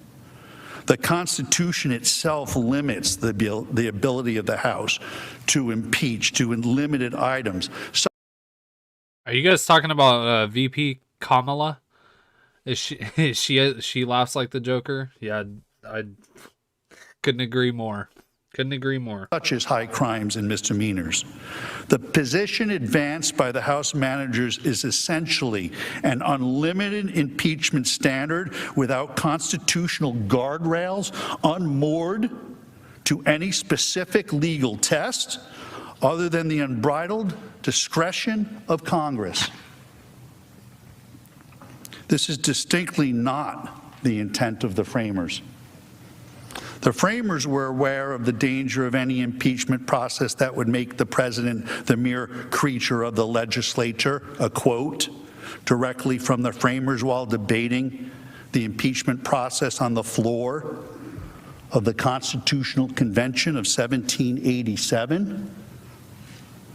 The framers were fearful that any impeachment process that gave Congress full discretion on the standard for impeachment would constitute nothing less than a violation, quote, a violation of the fundamental principle of good government. One founding father, James Wilson, wrote extensively on the impeachment process. Mr. Wilson was a renowned legal scholar at the time, a law professor at the University of Pennsylvania in Philadelphia. He was a major force in drafting and adopting the Constitution in 1787. He served as one of the first six Supreme Court justices, 1789 to 1798. He was appointed by President George Washington. In fact, Wilson taught the first course on the new Constitution to President Washington and his cabinet, the first in the nation's history, in Philadelphia, at the University of Pennsylvania in 1789. Wilson, in his law lectures, the first of their kind under the Constitution, plainly states that the Senate may not ignore the Constitution in impeachment proceedings. He states that lawful and constitutional conduct may not be used as an impeachable offense. Let me say that again. He states that lawful and constitutional conduct may not be used as an impeachable offense. Read along with me. The doctrine of impeachments is of high import in the constitutions of free states. On one hand, the most powerful magistrate should be amenable to the law. On the other hand, elevated characters should not be sacrificed merely on account of their elevation. No one should be secure while he violates the Constitution and the laws. Everyone should be secure while he observes them. To be clear, James Wilson is saying that the Constitution does indeed apply when judging whether to convict an official by impeachment. If the complaint of conduct is constitutional, it cannot be impeachable. Are we to ignore the words and teachings of James Wilson? The House managers surely want you to. The House managers have made several references to this letter, signed by 140 partisan law professors, calling Mr. Trump's First Amendment defense legally frivolous. This is really an outrageous attempt to intimidate Mr. Trump's lawyers. Whenever a lawyer advances a truly frivolous argument, they may violate professional ethical rules and could be subject to discipline.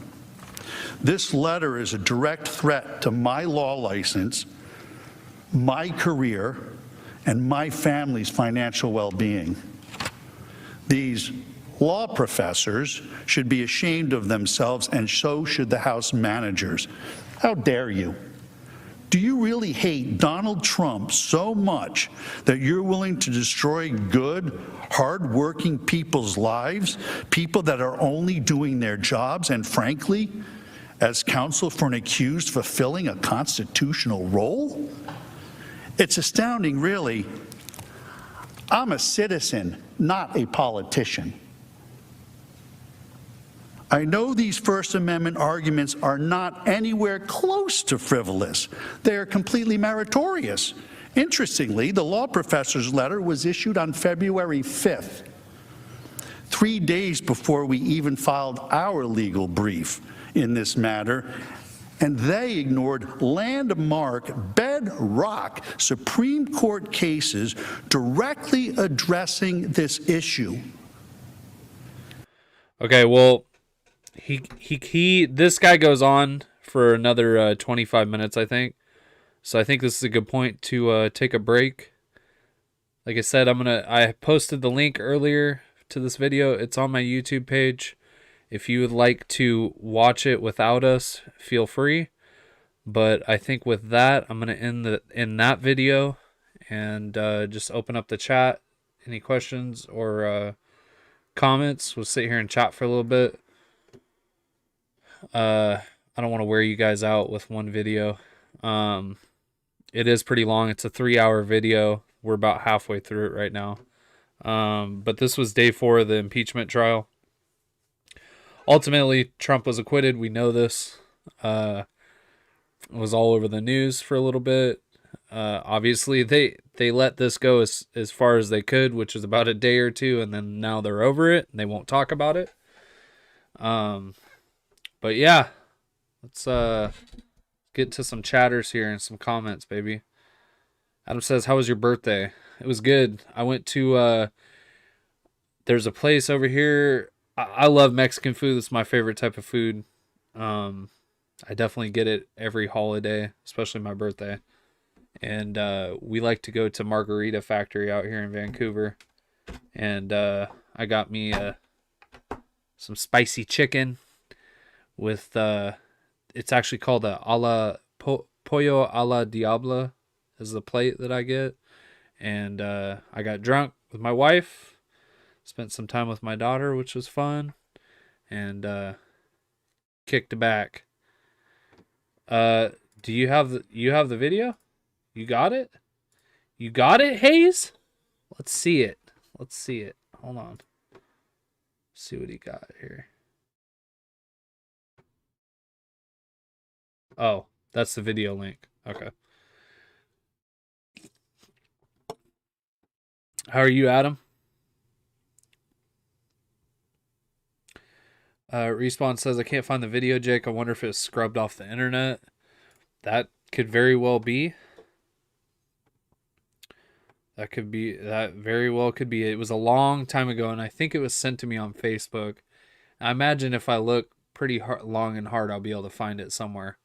But, yeah, it was just a really good video. Like, had some like hip hop in the background. Didn't really, I don't think it spoke much besides, Trump's little snippets or blurbs. But yeah, it had all these little video clips and images of him hanging out with prominent black leaders in the black community. Al Sharpton, Jesse Jackson, Oprah, one other black woman. I can't think of her name right now. But yeah, it just shows he used to hang around these people. It shows both, the prominent members of the black community smiling, him smiling. They're having a good time, sharing drinks. I'm assuming this is when he was a Democrat. And just a really, really good video. It illustrates like what he used to be and what happened when he changed parties, which is just, it's very interesting that that's how it works. But happy to have left Portland. This channel is how I keep an eye on that place. Right on. What part of the country did you move to?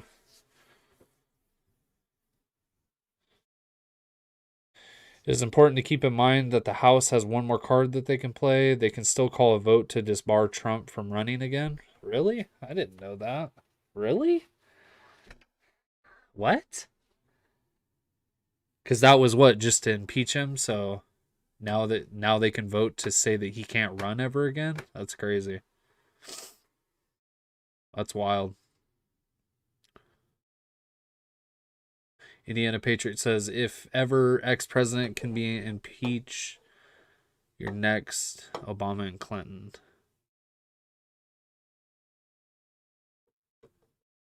Now they're saying no fraud happens. There were hundreds of videos showing the fraud. There's no way those red states turn blue. I agree, Greta. I agree.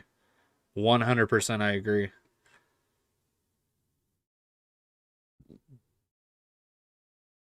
I like your guys' little Antifa. Antifa. Special rules for Democrats. Peaceful. Jesus, guys.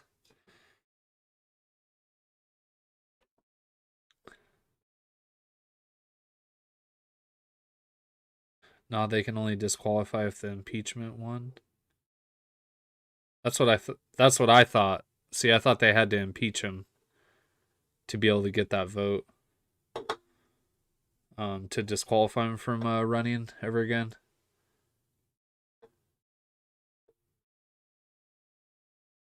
Oh yes, they have the best food. Hot Glass is in the area apparently. It's the Margarita Factory. Yes, the disqualification proceedings can be separate to an impeachment proceedings. Well, here's the thing. Yeah, I don't think they would do that anyways because regardless, they look like a fool. That was a sham impeachment trial. They look like fools.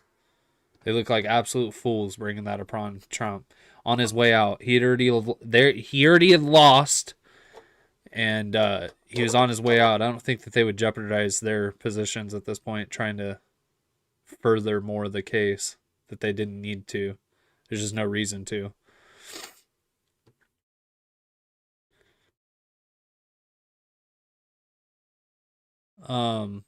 But yeah, if anybody finds that video, please let me know. It might be in the deep, dark depths of the internet, so definitely you might have to search for it. But hit me up. Probably my personal Facebook, Instagram, Twitter is probably the best one. DM me on there. But yeah, I want to play that video for everybody. Or I might even just upload it, honestly, because it's a really good video. I used to live up the street from there. Oh, yep. The Dems are desperate. Just because it's foolish doesn't mean they won't act. That's true. They did try and impeach him when he's already gone. So that's true. Oh, that's what I was going to talk about. Real quick, see what you guys think of this. Hold on. See what you guys think of this. So I kind of went down there today. Hold on. Hold on.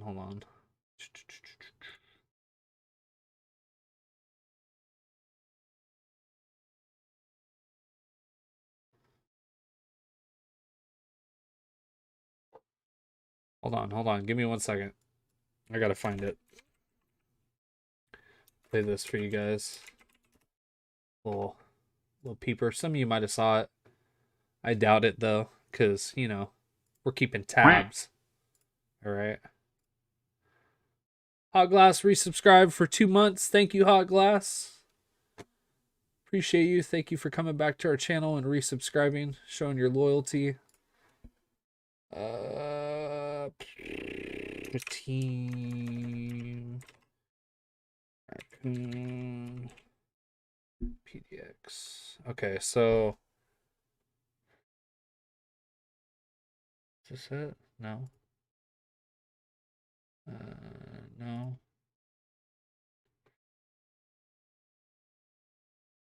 Damn, did she really delete it? She deleted it. Huh. Well, that's a bummer.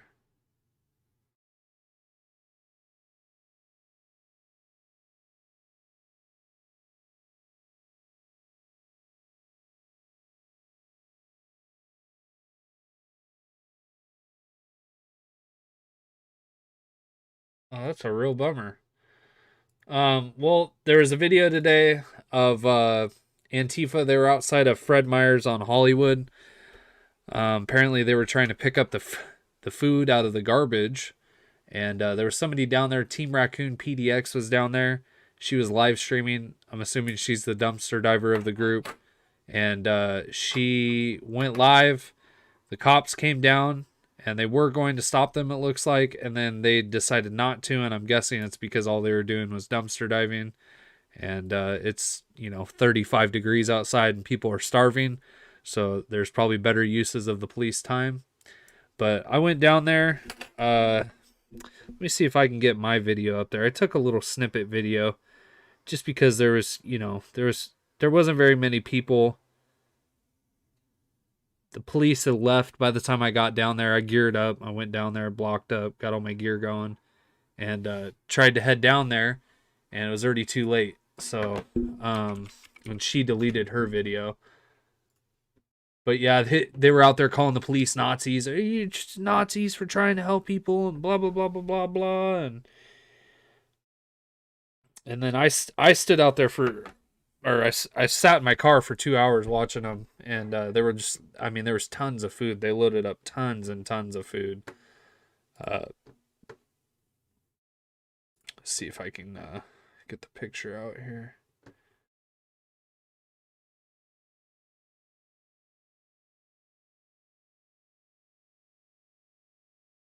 So this was the this was the food in the dumpster. This really is sad, guys. This was one of the dumpsters outside of Fred Meyer's on Hollywood, and they'd thrown out all their food because the power had went out. And I mean, this dumpster was full to the brim. They said, I saw 100 people like their little post about this. So from the time that I had gotten there to the time I had left, I probably watched at least 25 cars pull in and out of there and load their vehicle up with as much food as they could. I mean, guys, I'm not really for especially with everything that's going on right now, I'm not really for dumpster diving per se, but this looks like a complete waste to me. I mean, this is seriously, some of this food looks like it was just thrown out. And, honestly, hats off to them. I hope that food got there safely, and hold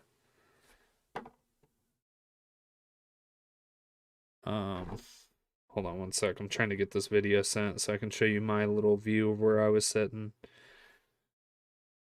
So this is one of them. Hold on.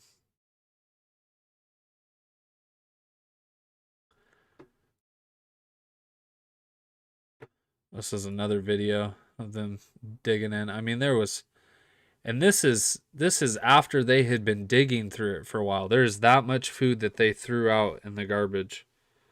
It's just crazy how wasteful society is, man. Honestly. But this is the Fred Meyer's Hollywood Boulevard, or it's on Sandy Boulevard, but it's the Hollywood Fred Meyer's in Portland. Security came out, confronted them. Police were called. First, it was just one police officer. Then it looked like 4 or 5 showed up. They said 10 to 20, but there wasn't that many there. And then that's when I decided to come down. And I have a little video of it right here. Hopefully I can pull it up for you guys. Not much, but come on. Send.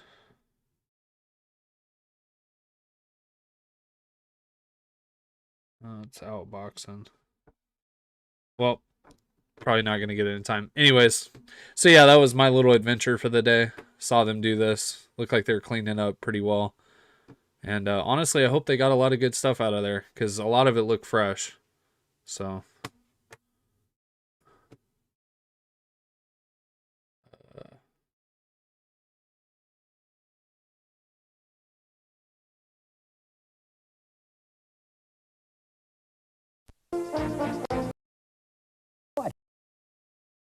No, that's not the video either. It's okay. Well, if you guys see it or you find it, go ahead and send it in. Officer involved shooting in Seattle. Really?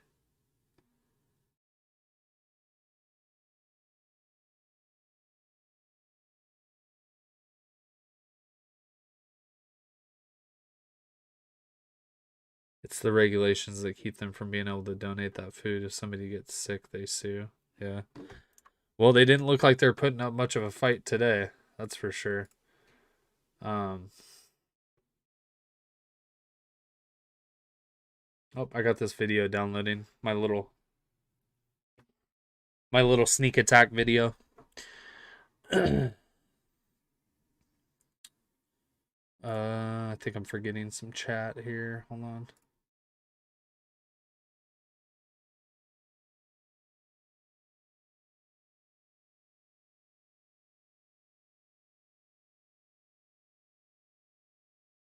Why not? They should have donated it.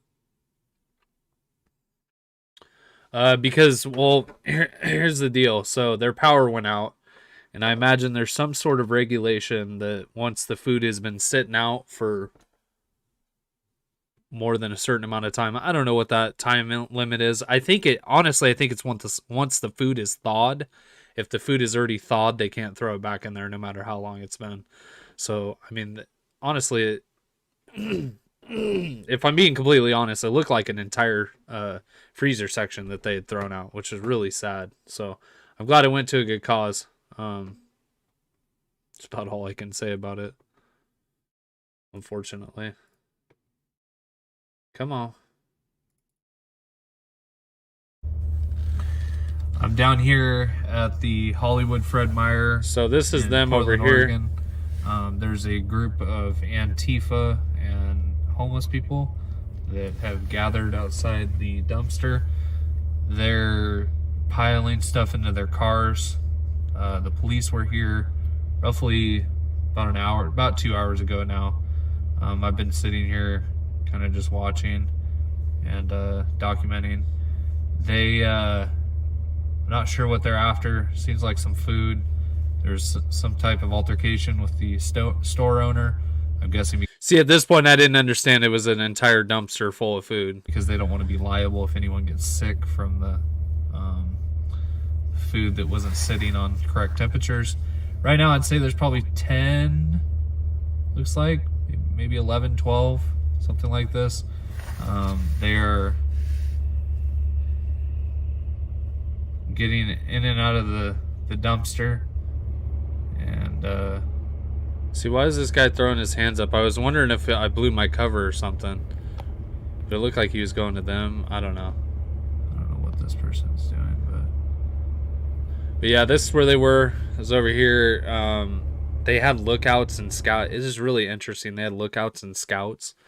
There was a guy that was standing here for a majority of the time, and there's another guy kind of off the screen. You can't see him over here. And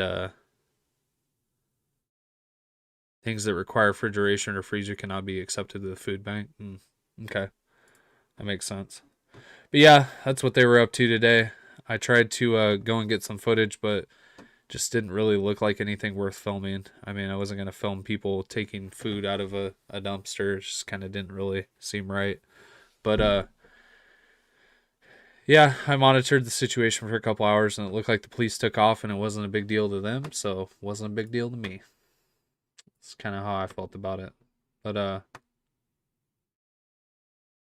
right, everybody. There was a police shooting in Seattle. Do we have any coverage on it?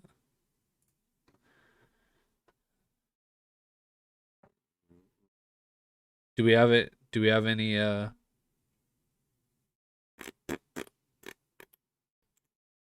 videos? Any videos? Any video coverage? Do we have any details? Oh, yep. Here we go.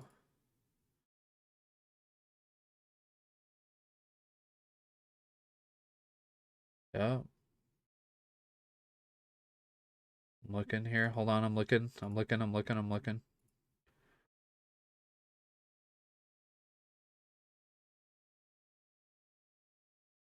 GG, that doesn't really lead me to anything. Wondering if there's anything on these Seattle Twitch networks or anything. Maybe. Let's look.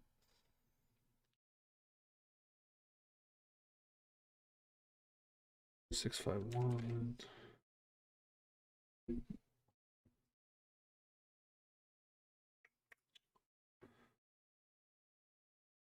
Oh, yep. Seattle Police Network has it up. On a traffic cam, looks like nobody's on the scene yet.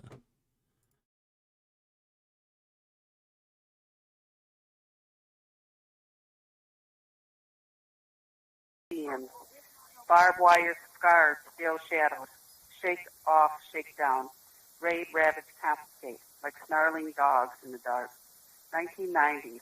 I can't listen to abolition radio. That's not really something I'm really interested in listening to. But it looks like we do have an officer involved shooting in Seattle.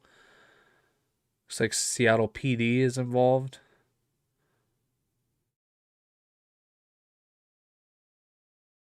See if I can find any details on it.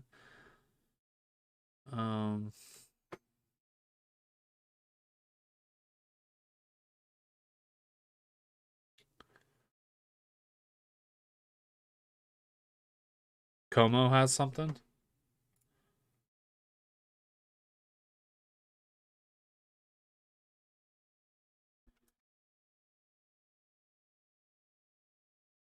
Interesting. They're the first ones to report this. I mean, I guess not. They're up there. Looks like we have some pictures from the scenes here.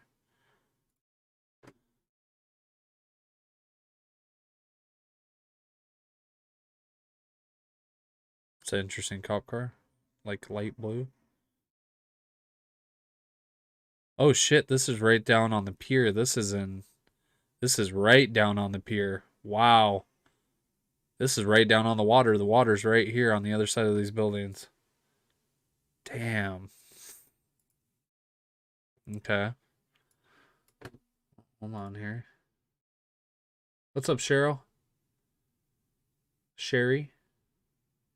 Jacqueline, thank you everybody for staying in here still. We're just kind of lurking around. Saw some video of an officer involved shooting. We're just kind of checking to see if there's any live video of it before I log off here. I mean, this is pretty live, I guess, but I'm looking for a story on it. Second officer involved shooting. A woman was fatally shot by a man February 9th. So that was Gregory Taylor. Okay.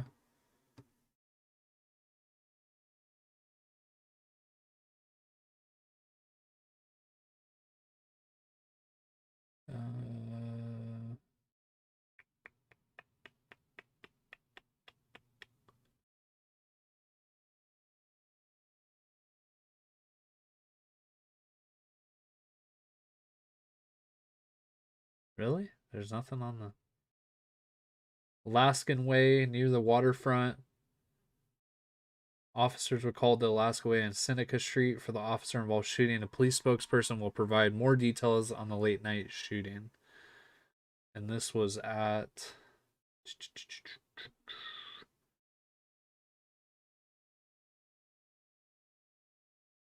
it looks like the mayor's office in Seattle is critical of demonstrators' snow blockade outside Seattle Police Precinct. Vows to take action. We'll see, won't we? Won't we see? I really want to see if there's anything else. Officer involved shooting. Seattle. You know, I don't know the appropriate way to say this because I don't want to hurt people's feelings, but I feel like some of these people that are being shot by police are almost, God, I don't know how to say it. I'll just say it. I mean, honestly, I feel like they're doing it to try and get money from the city. Like a grift. Like an extremist grift. Because once one person hears, oh, I got all this money, we got all this money from the state, we collected from a shooting. More people want to do it. Because, a few of these people haven't died. They're just paralyzed for life. Which is a big deal, but... by the way, the Seattle Protest Network, they're on Twitch. I don't know their other channels, but Thank you, Seattle Protest Network. We appreciate you. I know you're a left-leaning news channel, but I appreciate you regardless. Thank you for having some sort of video for us to watch of this.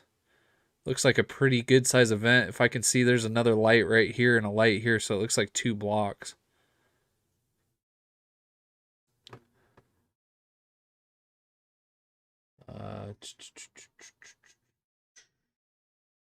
What's today's date? The 16th?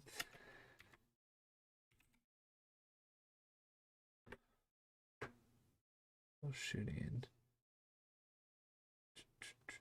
That's last week. I wonder if they have it on their Twitter.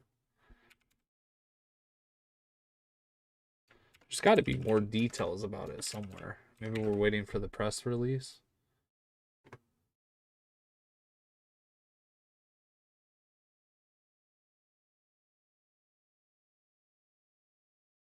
Oh. Como has this. I don't know exactly what's going on. Hold on.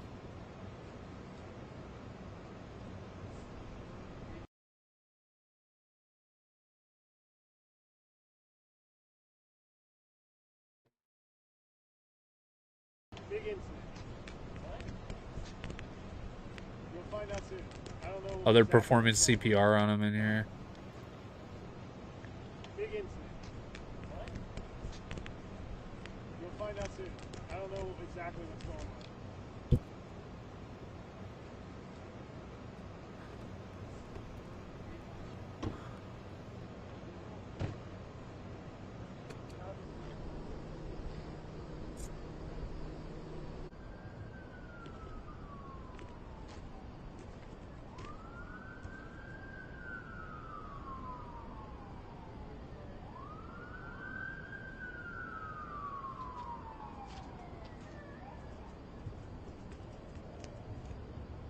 Is this live? No, because it has a time mark on it.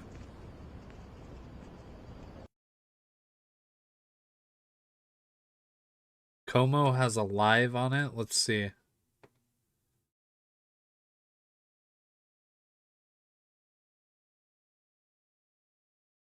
Oh, they're already saying it's a fucking black person. People are gathering at the site of the shooting on Massachusetts in 23rd. Wow, so it's on the same street even that the last one happened at. That's a grade A right there. Hold on. Como News. I'm looking, hold on, sorry. This is a live feed?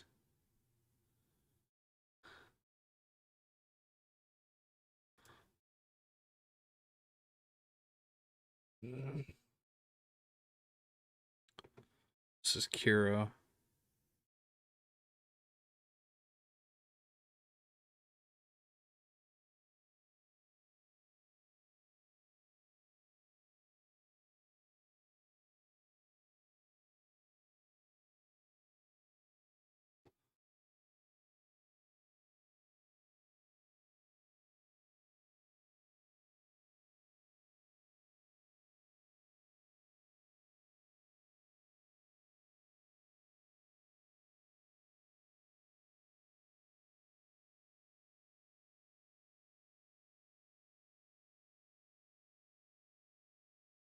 Oh, on Facebook? Okay.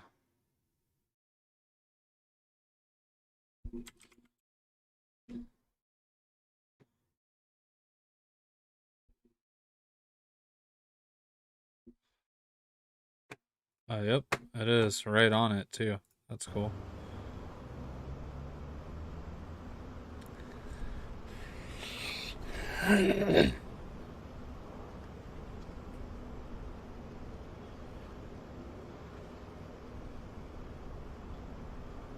You could run both of these, honestly. Have 2 views of it.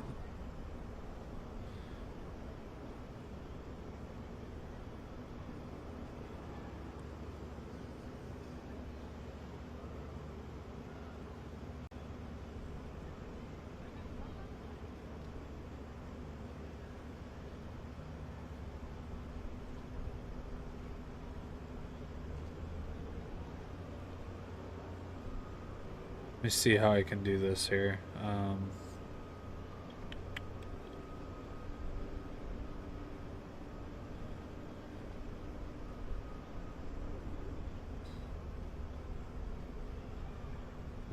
It's not gonna work either.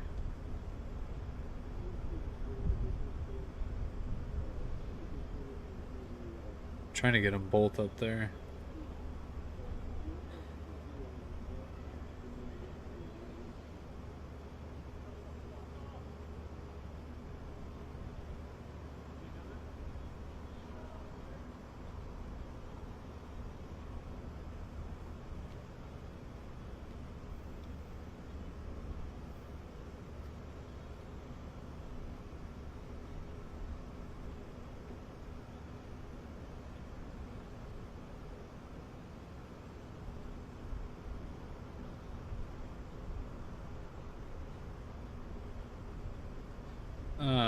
Man. Come on.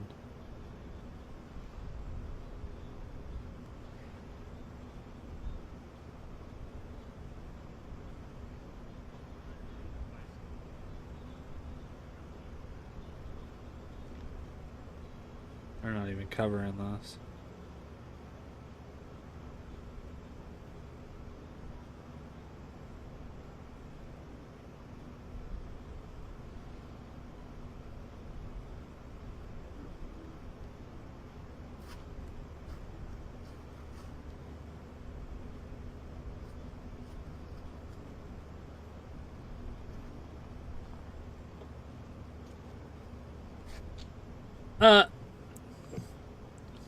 No shit.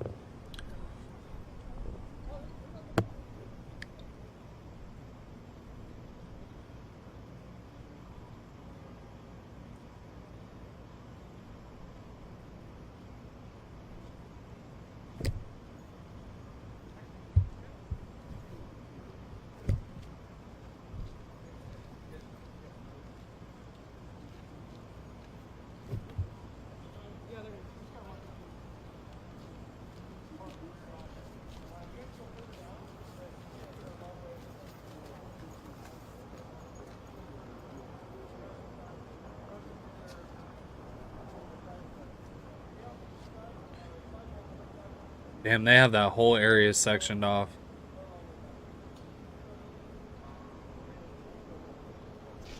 There's a crowd that's already developed there.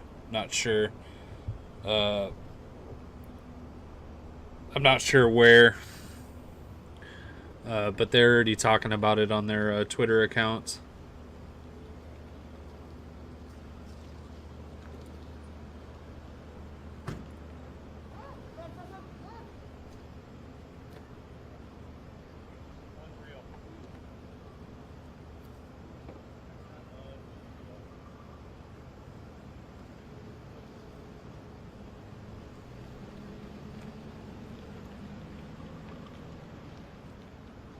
God, I really need to figure out how to multi-stream these screens, honestly.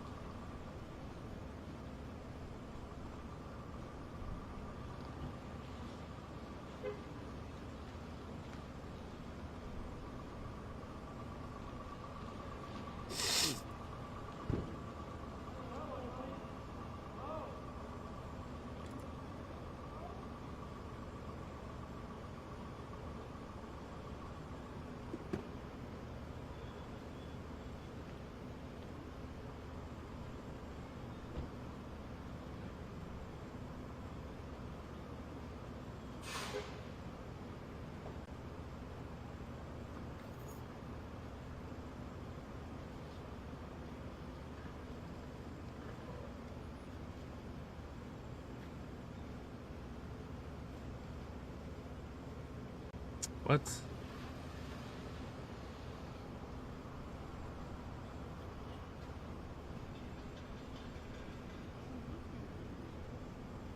There's an officer involved shooting here in Seattle. It looks like it's on the waterfront. They said Alaskan Way, Alaskan Way and Massachusetts was the closest crossroads.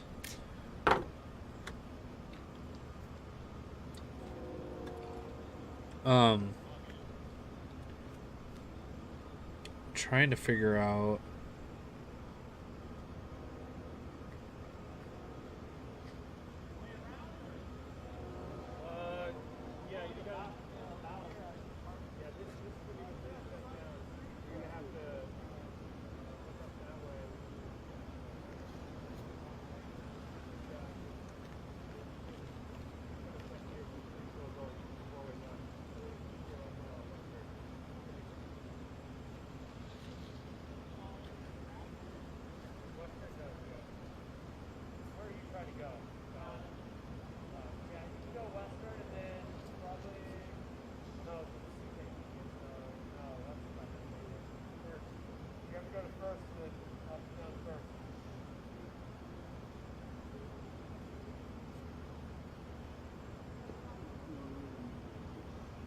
The U.S. Supreme Court has scheduled the Trump campaign's Wisconsin and Pennsylvania election fraud cases.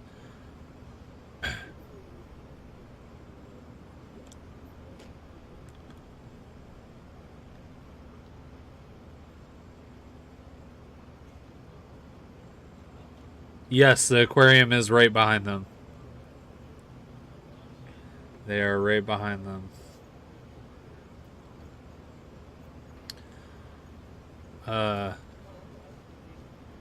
I'm trying to figure out how to get a stream screen up there so it just cuts the borders out. If anyone could help me with that, that would be fire. Fire!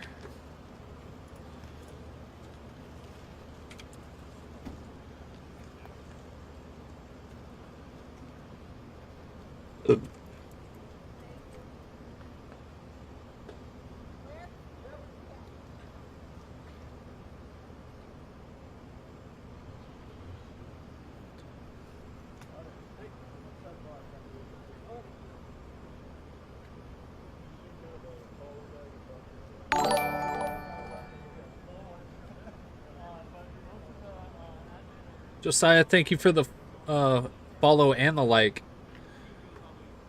Because I don't even said thank you for the follow. So thank you for the follow and the like. Appreciate you. Good night, Sherry. I kind of want to see if we're going to get a statement from these people, but I'm not sure if that's going to be the case or not, honestly.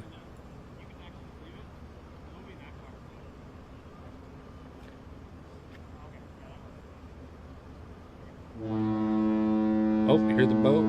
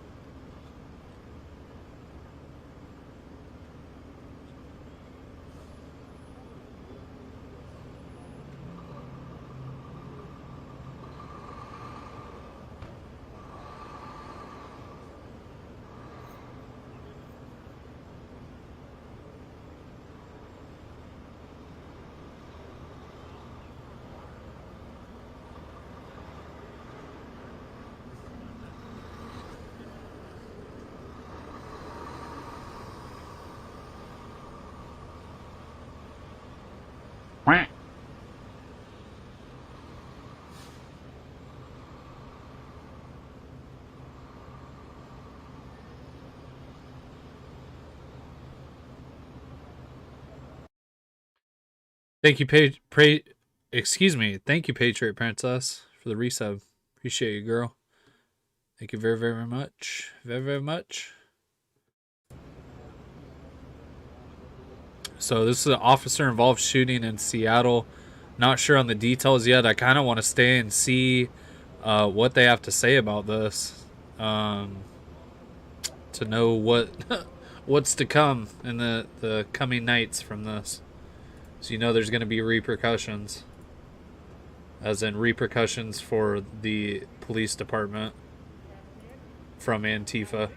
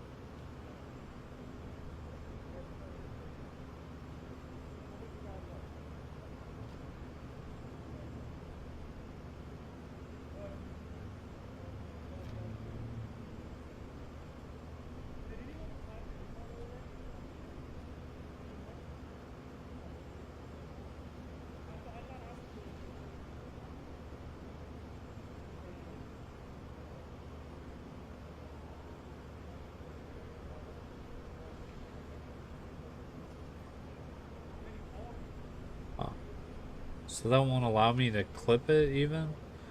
That doesn't make any sense.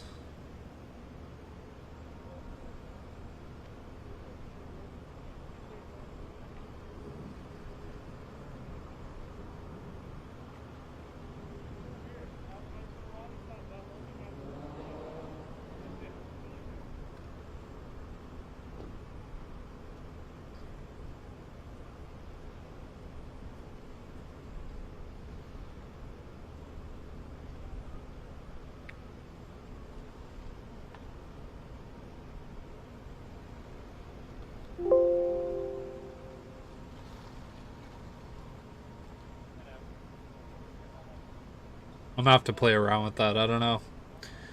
I don't know. Should be able to window capture that just like the rest of the restreamers do, and put up just that so you don't have to see all the extra BS.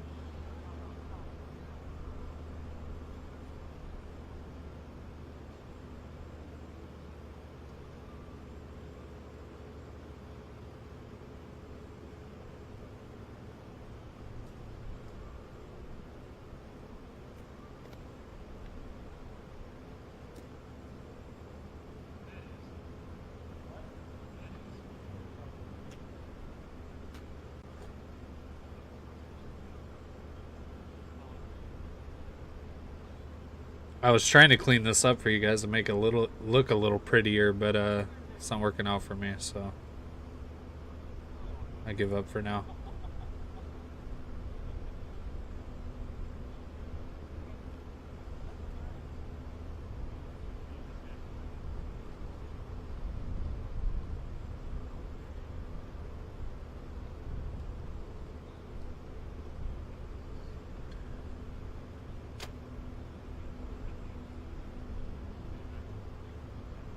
Good night, Indiana Patriot. Thanks for showing up.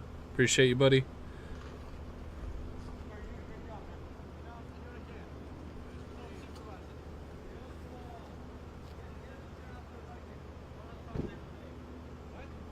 What's up, Manuel? Or Manuel? Manuel? I think it's Manuel. Correct me if I'm wrong, please. Welcome everybody else that's just now joining up. Sitting here at the officer-involved shooting in Seattle, Washington. We're kind of waiting on details. I was kind of hoping to... I mean, they have to release a press statement at some point, so... I don't know how long this has been going on for, but usually a couple hours after the incident, they'll have a press release.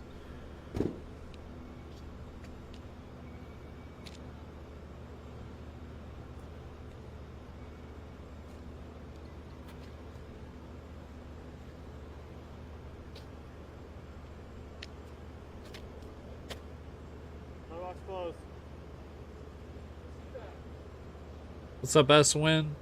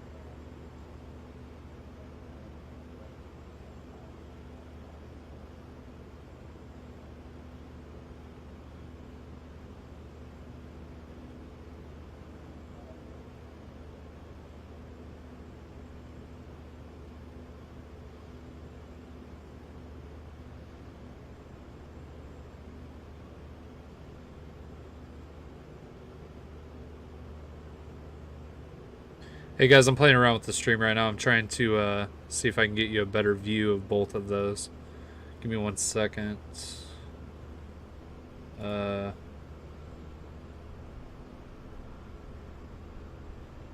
Yes, this is Seattle. Just so you guys are aware.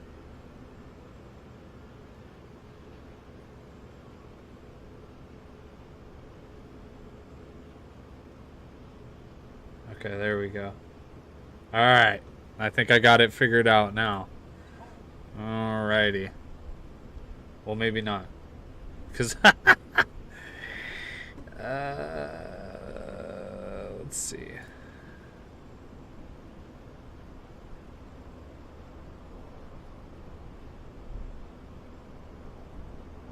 Oh, yeah. No, I didn't figure it out then. Damn. Okay.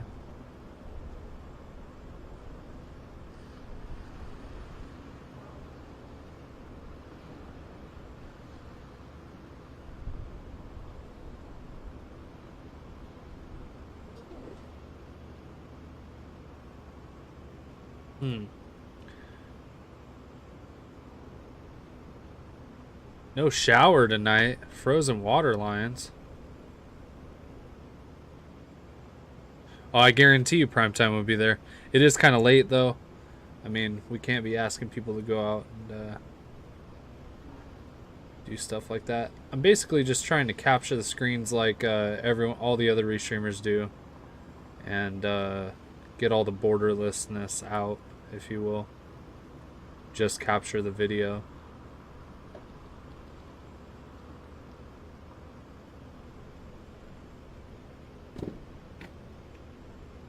It's not working for me though.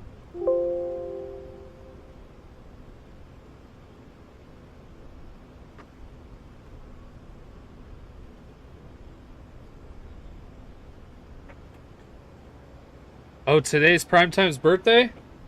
Hey, everybody get a shout out to Primetime. It's Primetime's birthday, baby. Everybody throw some eagles and flags, Liberty Bells up in the chat for Primetime for his birthday. Let's wish him a happy birthday. It's a good man out there doing good work.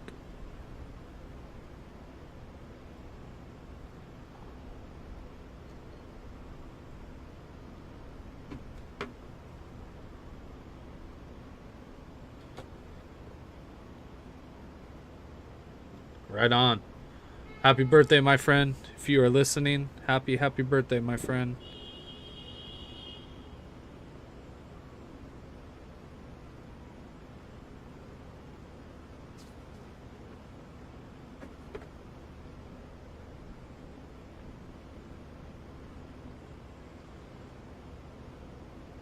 Yeah, he just texted me. He did say it is his birthday. Fly them flags. Fly them Eagles. Liberty Bells. Give him some love. Give him some love. Primetime Patriot Josh.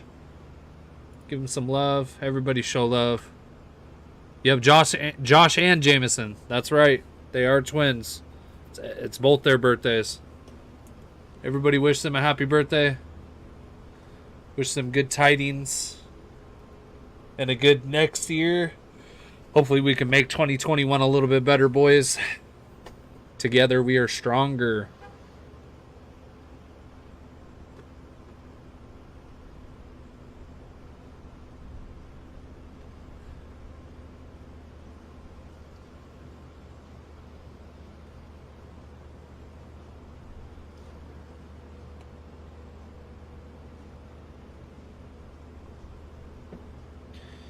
I made sure I wished them a happy birthday in text. If you guys see them, say happy birthday.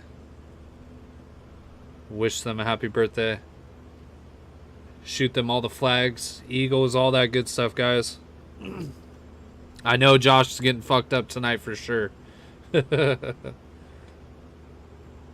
PIO is en route. More information when available. Seattle PD officer involved shooting Alaskan Way in Seneca Street.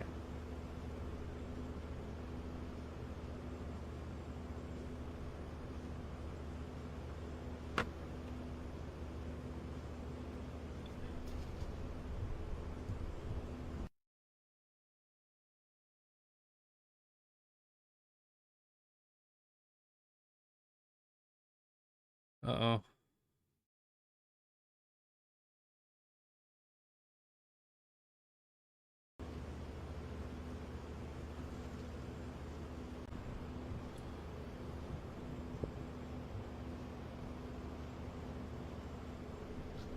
Some good zoom on that camera, boy.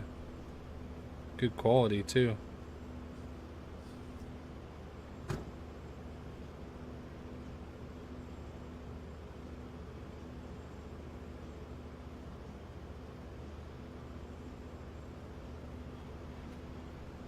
Yeah, happy birthday, Josh. Happy birthday, Jameson. I hope you guys had a good day. Yeah, it looks like Newsom's toast. That's for sure. Definitely looks like Newsom's out of here. Guys, I'd normally be off the stream. I don't want to keep you guys very long. But there is an officer involved shooting. I would be curious to see what's going on with it.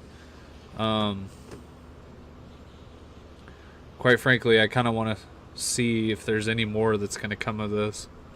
So I'm probably going to stay on until we get a statement from these police officers. We'll see what the truth is. Hopefully we get some truth tonight, huh?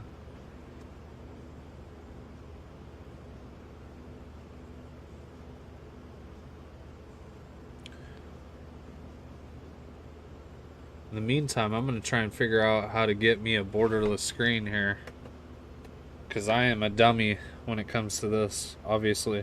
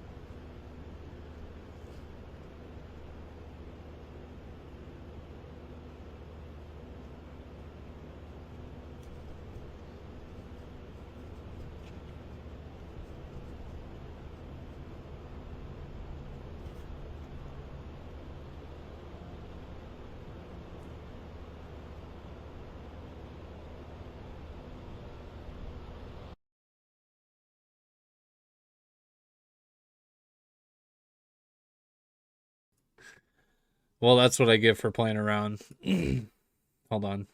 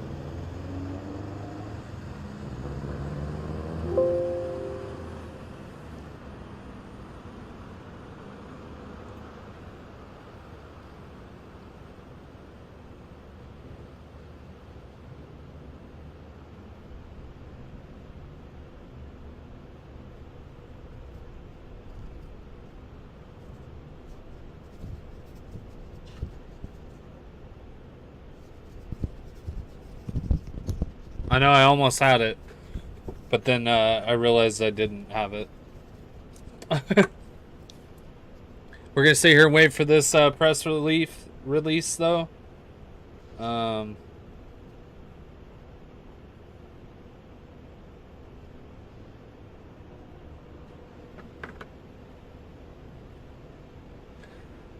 What's up, Primetime? How you doing, buddy? Happy birthday, man. Hope you enjoyed yourself today. Had a good birthday like I did, man. President's Month, baby, because we the presidents. We the presidents. We the presidents.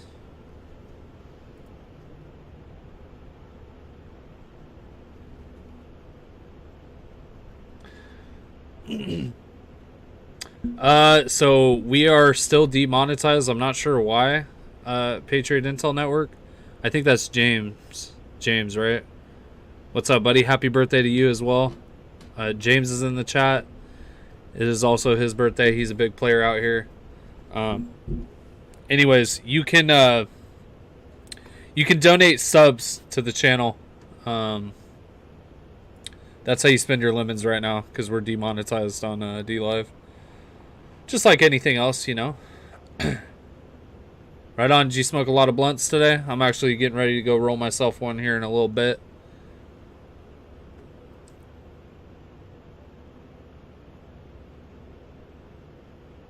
Presidente.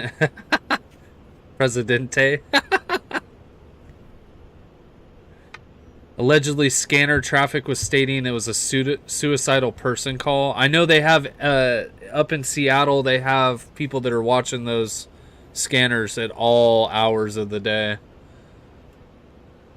So, I wouldn't doubt it. Hell yeah, dude. So I'm going to keep trying to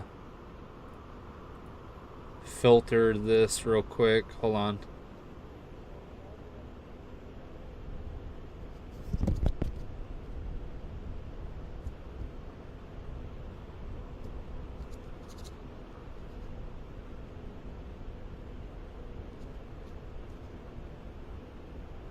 I wonder if... Hold on.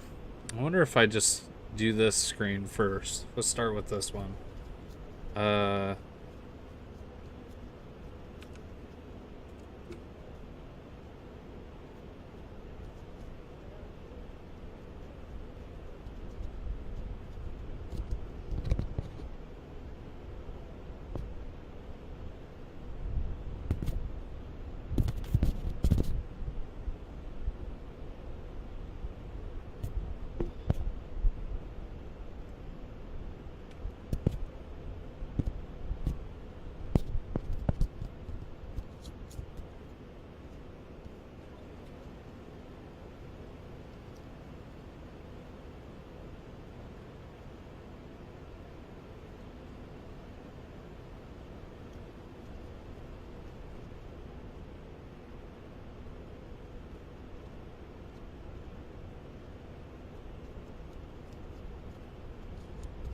Hold on real quick, guys. I'm trying something out. Just give me a second.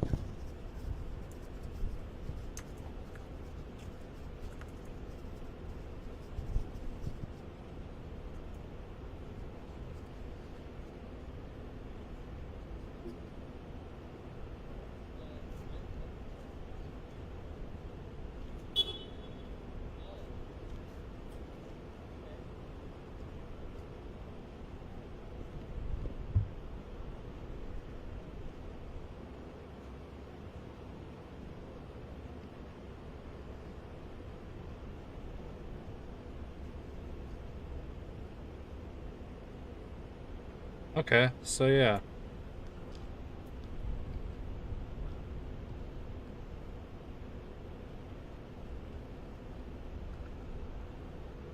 Now this guy here.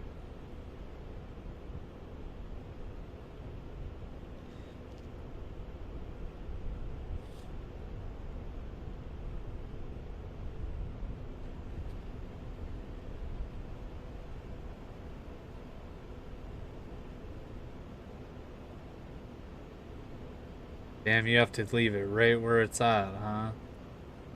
That's so lame. Nah, that don't work. I don't know how you guys do it, man. I don't I don't know. You guys are the whizzes. I'm gonna have to ask somebody.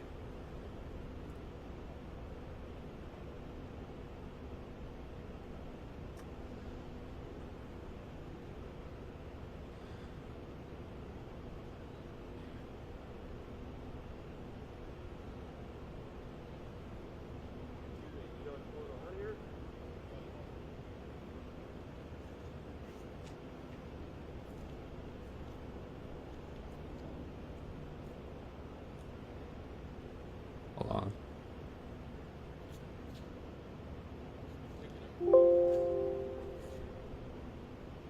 Yo, tell me how to do it, prime time.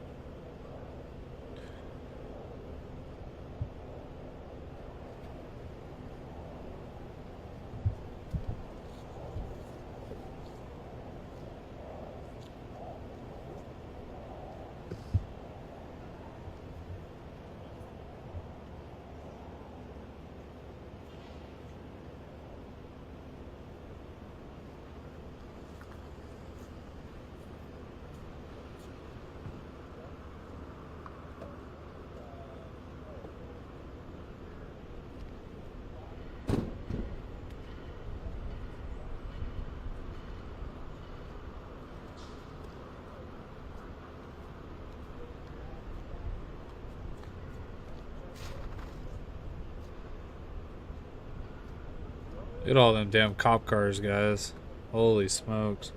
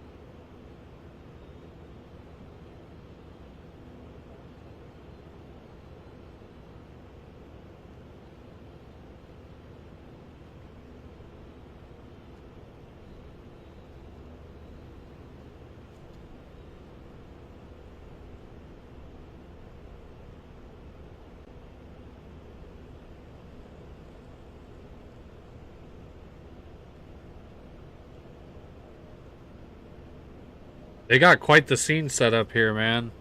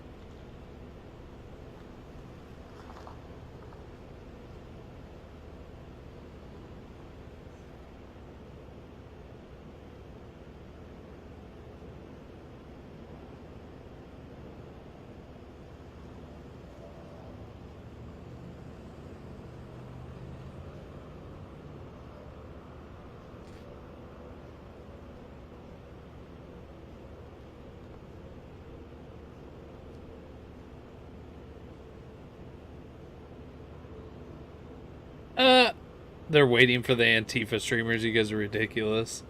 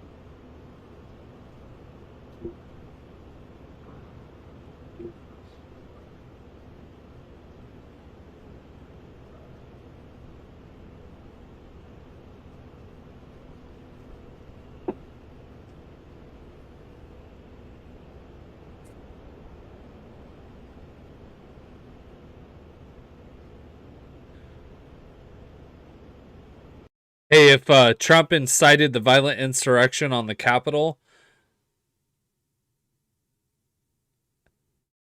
then these officers didn't kill a black man. How about that? How about that one?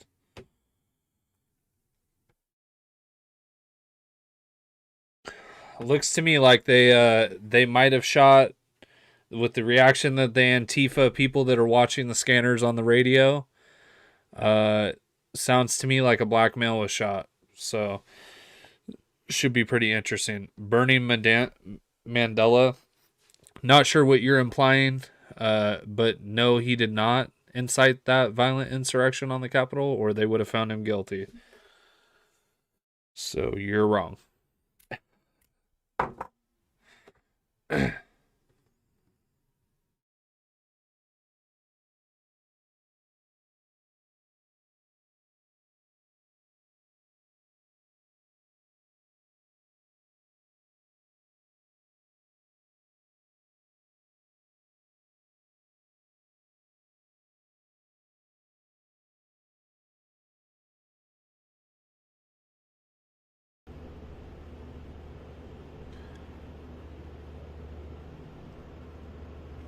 Okay, Bernie Mandela, we're all entitled. We're all entitled to our opinions. We're all entitled to our opinions. He doesn't need banned. Let him spew some false narrative. You guys need some conversation anyways, so let him stay. Let him stay. Get some conversation flowing, huh?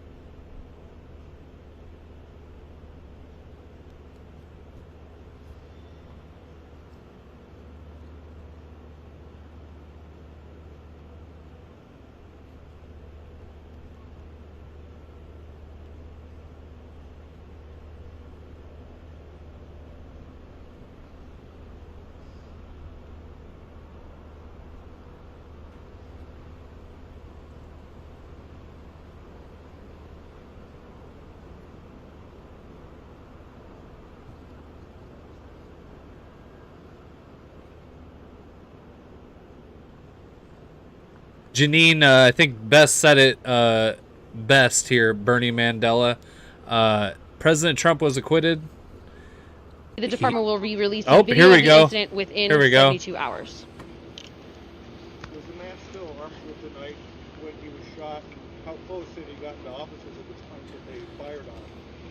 That's information that will come out through the investigation, but at this time, I don't have that information. I don't have that information at this time either, but we will be releasing more information in the coming days about this incident. Who called it in? How it got called in? The Port of Seattle police officers reported it to the Seattle police. What did they report it? A male in crisis with a knife. Ma'am, I was contacted by an eyewitness who lives in that building there, and they said that when police contacted the suspect here, that his hands were up in the air, and that he was taking his They're always up in the air. hands in the air. He turned around, and at that time he was engaged in lethal force. Now, that's just an eyewitness from the building there, but do you have any specifics on that with his hands in the air?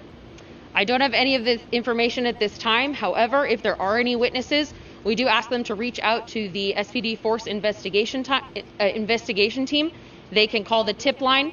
They are investigating and would like to speak with as many witnesses as possible. Who's the officer that murdered them? That information will be released in the next few days. Why? How old? It was a white male, and that's all we have at this time. It's a white male. And It's over. Yep. So there'll be Two officers. Yep. There'll be nothing else. That's it, folks. It's over. That's all we were waiting for. That's it, folks. That's all. I don't have that information at this time. This is all preliminary information, and like I said, it's an open and ongoing That's all, investigation, folks. and we will continue to release more information as quickly as we can. Any other questions?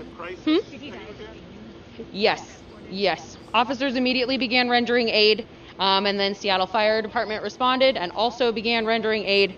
The male was declared deceased at the scene.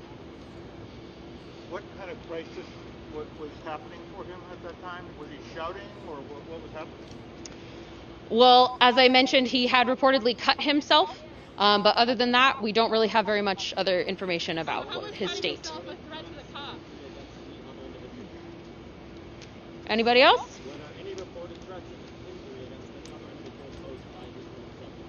That's all information that will come out through the investigation. Like I said, the Force investigation team has responded and is investigating, and we encourage any witnesses please to reach out and provide information. Was anyone all right? else injured during this incident? No. Did Port of Seattle fire too, or just SPD? At this point, just 2 Seattle police officers. Okay? All right. Thank you, everyone. Why are the officers going on paid leave after murdering someone?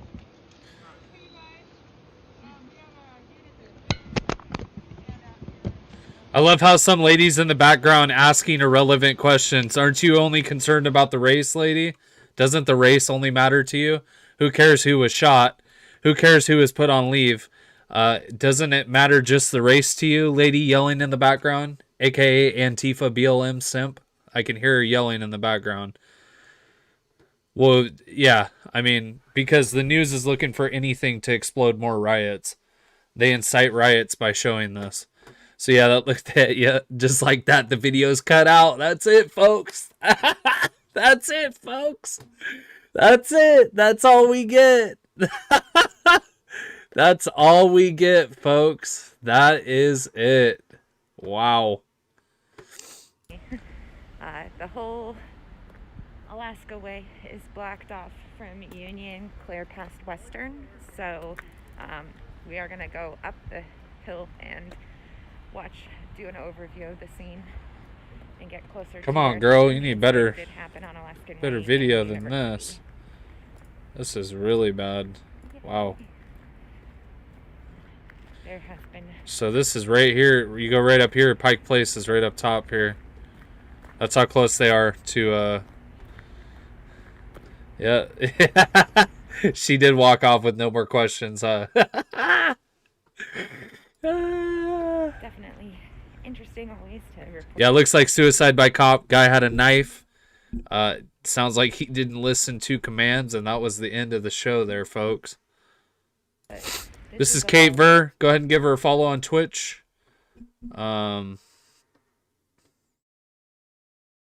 Hold on one sec.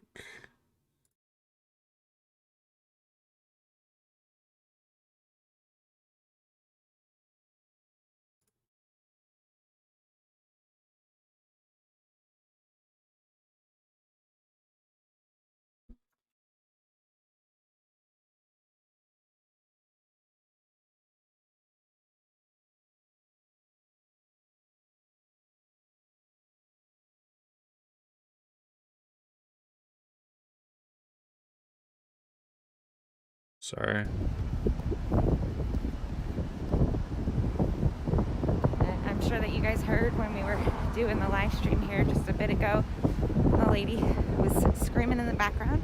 This is the second person shot by Seattle PD in the last week and a half. The first gentleman was shot after shooting at two women in a vehicle and then firing upon the police. This one was a wellness check gone wrong, sadly. Mental health issue, obviously. And it's certainly sad anytime there is loss of life, but we do have to hear both sides of the story. We need to understand that the officers themselves are putting themselves in danger every time that they are out there doing their job and ensuring that there is public safety. So this is here where you can see all of these officers. I'll get as close as they'll allow me to, but it's pretty far back. This is the corner of University and Alaskan Way. So this is where the incident happened. When I pulled up, there was an ambulance as well as a lot of other detectives, and they were just putting up the police line when I initially pulled up. This is where the shooting happened, though, on this corner here of University and Alaskan Way. So you can tell there are a lot of officers out right now investigating the scene, the detectives. We have CSI out there. I don't know if you see those two white vehicles there. Those are CSI. They're collecting any and all evidence that they can, taking photos, fingerprints, everything else that may need to be done. So I'm going to go around to the other side of the police tape and get a view from that side. And then we'll go see what's happening with all of the protesters that are showing up for the officer involved shooting. There's protesters showing up? No, there isn't. No, there is not protesters showing up. Knock it off. No, there isn't. It's a white guy that was shot by a cop. No way. I don't believe it.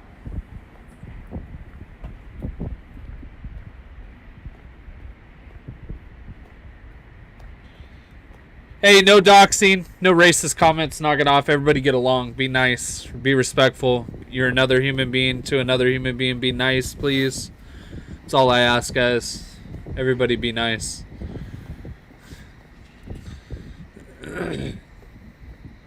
This is Kate Burr. She's out of Seattle, Washington. Go give her a follow on Twitch. Her name's up on the left-hand corner of the screen. You can see there are more crime scene investigation vehicles there. Those are what those two very bright light vehicles are. They are crime scene investigation. There was quite a few more out here just a few minutes ago. I think some of them have left. When the ambulance that you guys may or may not have seen was leaving right directly before the lady gave the press briefer, that supposedly was God loves abortions. Go ahead and give him a hide from. Hey, God loves abortions is gone. Someone needs to get him out of my chat. Doxing and political party shaming will not be allowed in my chat. You must be banned. Sorry, no timeout for you. No doxing and no political shaming in my chat. So mods, go ahead and take care of him. It's going to be God loves abortions on YouTube. Please, someone get him out of the chat. We can't have that negativity in our chat. Thank you. I'm going to try to get around to the other side. There is a small group gathering at the We don't do political shaming in this chat. We don't do racism, and we don't do doxing. It's the three things we don't do in this chat. Of the police line. Period. And maybe see if we can talk to some of the protesters that are down there and find out their feelings of what is going on. Oh, yeah. And P.S. Abortions is murdering, by the way. Just a little P.S. because I know you're still watching the channel. Abortion is a murder at the hands of another human being. Just want to be clear on that. So, suck a fat toe.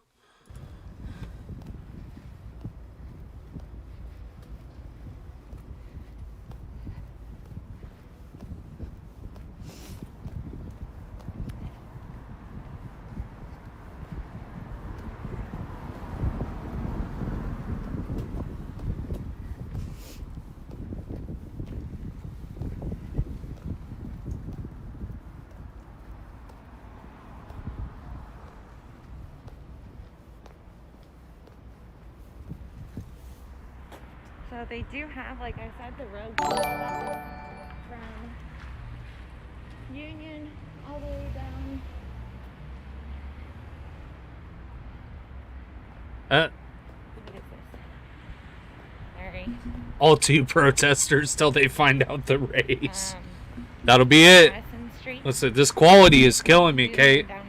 Killing me, Kate. Only three blocks is blocked off on Alaskan Way.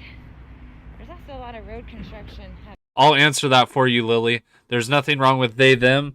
I just don't see a point in being pronounced or being acknowledged by your pronouns and not your God-given name.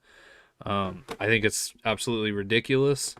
And I've actually made it a point that anyone that is associated with Antifa and BLM and uses their pronouns to announce their presence, I continue to use their pronouns to denounce them. Once you said that I need to call you by your pronouns, that's all you're going to get. You won't get a name out of me from there on out because I think it's absolutely ridiculous. It's absurd. Going to cross the police line. There it is, directly in front of you guys, where there are about 12 or 13 vehicles right now parked, and that is where the incident happened.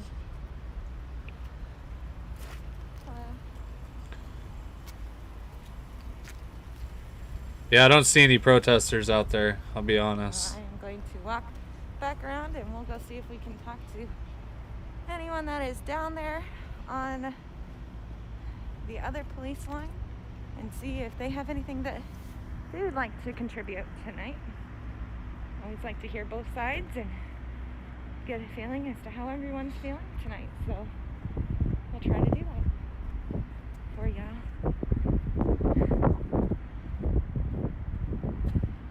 Yeah, it's even blocked right here, so you can't even like walk down this sidewalk. I have to walk all the way up 2 blocks just to get around.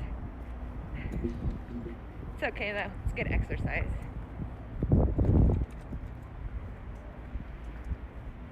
So all I needed to know is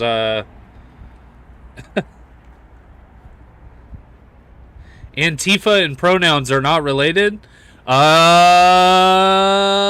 I don't know any. Let me just tell you. Let me just tell you this, okay? Let me just tell you this, Lily. Let me tell you something, Lily. I got one for you, Lily. She, her. How about this one? I've never heard anyone outside of Antifa, BLM, and the left using their pronouns to announce their presence or to announce their name or how you should talk to them. I've never heard of anyone besides the left and specifically Antifa, BLM, LGBTQ announcing their pronouns in the transgender society. So I have no idea what you're talking about. I think it doesn't hurt me or affect me in any way besides when you have to tell me how to pronounce your pronouns and not call you by your God-given name. I think it's just ridiculous. Why can't I call you Lily? Lily, why can't I call you Lily? Why do I have to call you she, her? Huh? Why is it I have to call you, why do I have to call you she, her, Lily? Huh? You say it doesn't affect me, but you're asking me. God, I hate when Twitch does this. Twitch is the only website that does this too. You're asking me to call you by your pronouns, not by your names. I think that is adequately telling me what I have to and can't do.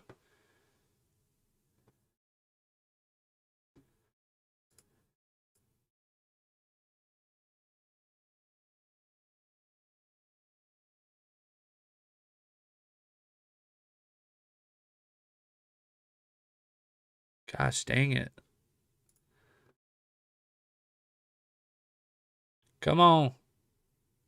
I don't know why it does this. I'll tell you what. Here's what I'm going to do.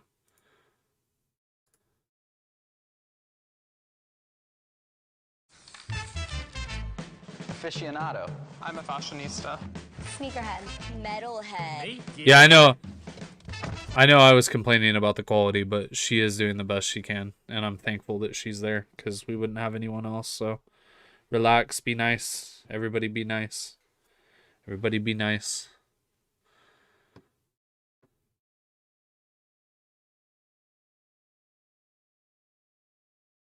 So Lily says we're a bigot because we won't call her she, her instead of Lily. I think that's absolutely ridiculous. But if you want to be called she, her, then you will be called she, her. Henceforth, you will be known as she, her, Lily. Here on out, that will be your name.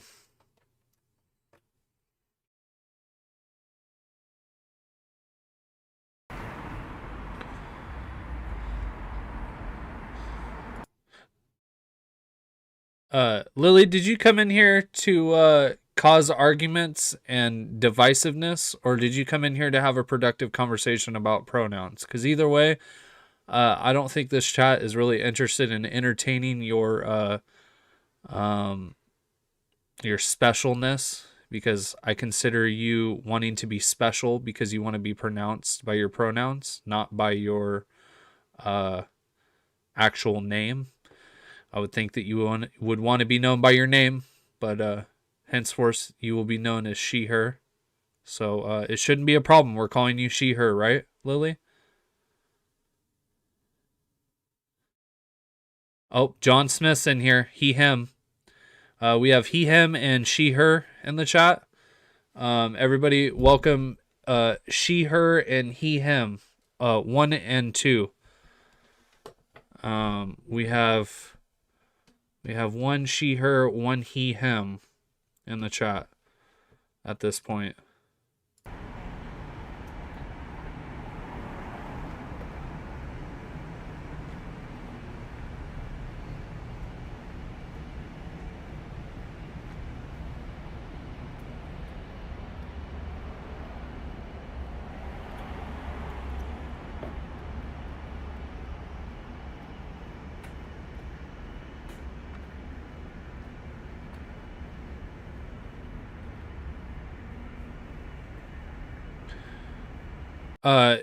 They're using specious like it's a big word, but it actually means wrong in a nutshell.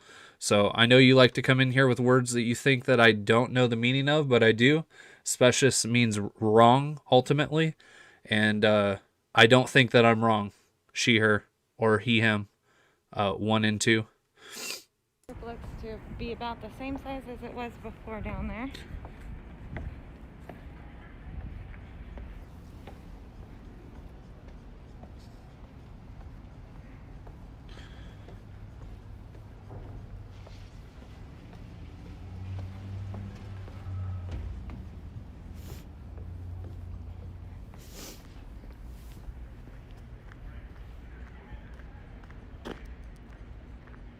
Relax, he, him.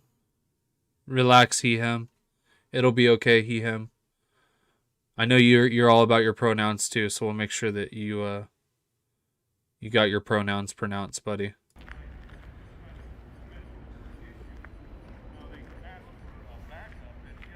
By the way, I just want to say this. Any man that has to be described by their pronouns is very unaware of their sexuality and very uncomfortable with their sexuality and very uncomfortable in general with themselves.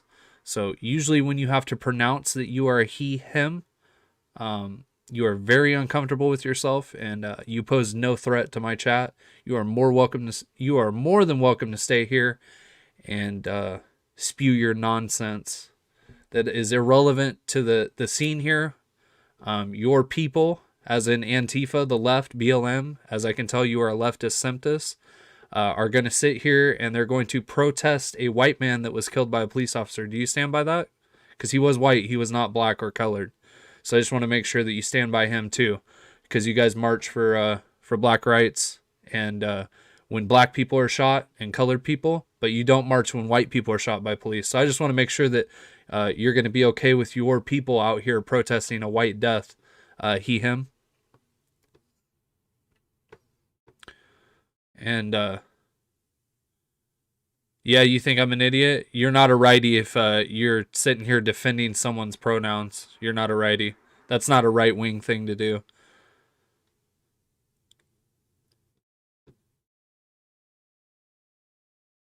Oh, here we go. Another leftist, deep submerged leftist. He, him, I'm assuming. I wouldn't know, though, till they told me their pronouns. Starting at my own kind of news company to get like local live stuff, so. I'm willing to answer certain questions. No, I don't want to be on camera. No, you're not on camera. We're pointing towards the. That's why I said I won't put you on camera. I'll just talk and. Of course. Want to hear what you guys have to say, kind of find out what your perspective is, I guess. General reason we're out here is we heard the cop shot someone. The immediate narrative that was put out on the scanners was that the police officer fired on someone who may or may not have had a knife and was called for a suicide crisis, a mental health crisis, potential suicide. The PIO who came over said that did not mention a knife, or mentioned that there was a knife at one point, did not mention. If you say so, John Smith. He, him. Threatened or grasped with the weapon, refused to give an answer, and their statement was essentially that they approached the man and they shot him. They did not say that he presented a threat to anyone. And we're out here because that should happen. We have a first-hand account given by a friend of Omari's that said. Anyone that is offended by the way I pronounce a word, you're welcome to leave the chat at any point. I didn't know it was that big of a deal. I'm glad we're here for pronouns and pronunciation of words, like this is an English class. So. Office building. Is it the one directly next to it? That's the apartment. Specious. Is it better when I add an extra e into it? Specious for you? Does that get he him's pee hard? Is that okay for you? Did specious do it for you, sir? I just want to know, let me get close to the camera for you so you can hear my words coming out of my lips. Specious. Does that do it for you when I add an extra e in for you, buddy? Huh?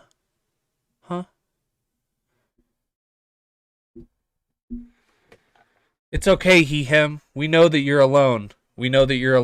It's okay, he him. Leave he him alone. So sorry. Avon D, thank you for the resub. 2-month subscription. Let's go, baby. Thank you. Well. 3rd grade reading level, because I can't pronounce specious. 3rd grade reading level for sure. That's for sure. You do not care about people and have their squeaky toy.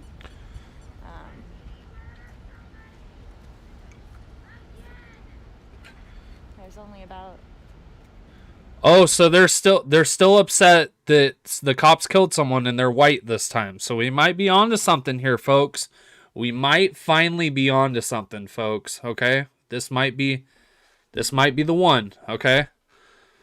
Love you too, Pamela and Cheryl and all the other chatters in here. Even you, he, him, she, her.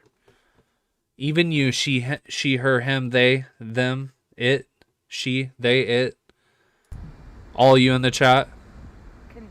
Continue, to harm, terrorize, and murder. So you learned how to read a word in a book.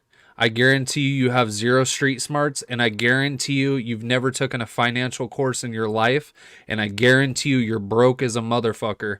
I guarantee you, because you're more concerned with how words come out of your mouth and your little science projects in school than you were about making money and doing things like being successful in life. And your mommy never taught you what was real in life, because your mommy taught you that if you get A's and B's that you'll succeed in life. And that's why you're upset, because you're behind now, because people like me who didn't go to a 4 or a 6 or an 8-year college are actually more successful than you and making more money than you. And actually, I have no job. I have my own business. So much for your intelligence and your bookworm skills and how to read a dictionary. I guarantee you I'm more successful than you'll ever be. And I guarantee you I'm probably younger than both of you. And if you're really concerned with how you read out of a dictionary, you are not a threat to me. I'll tell you. A knife for a mental health check and to get him off the streets because he was running through Alaskan Wage and Viaduct with a knife in his hand, and that's not safe for anybody around. Police officers attempted to calm down the situation, attempted to get the gentleman to put his knife down and come with them so that they could go and provide him with medical treatment or mental health treatment if needed. After, a little bit of time negotiating, he came up after the officers with the knife, and unfortunately... Hey, him, why don't you stream? Him, since you're so intelligent, you have a full understanding of the English dictionary.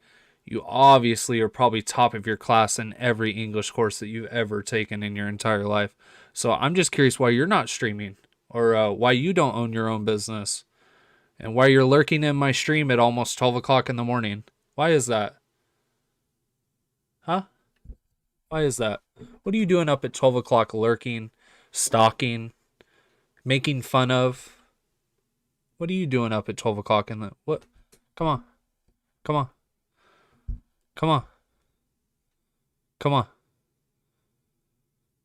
Come on. Come on, lay it on me, baby. Yeah, because I'm getting to your head now, huh? Getting to your head now, huh, buddy? Did get an opportunity. Your head now, huh, buddy? What's it like to have a 2-digit income? Yeah, what's it like to have a 2-digit income? It's one thing to have a 2-digit IQ. It's another thing to have a 2-digit income. Huh? How's lending money off the government treating you so you can pay your bills? Huh, you little leftist weirdo?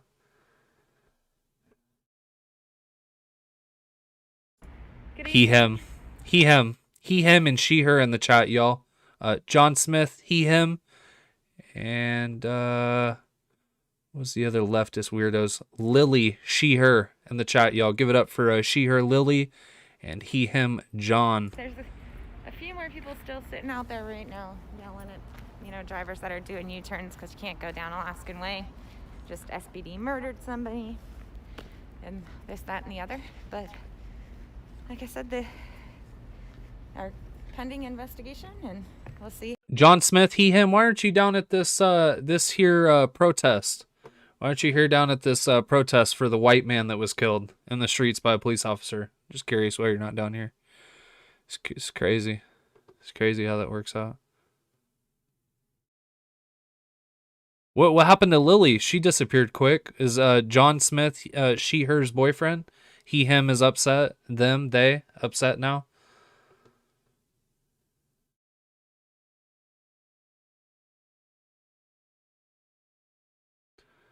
Typographical error. Boy, just whipping them words out, aren't you? You sure that one's spelt correctly, bub? Just want to make sure you make sure your words are spelt correctly. We got the spelling bee wizard, he, him in here. Spelling bee wizard, he, him in the house, y'all.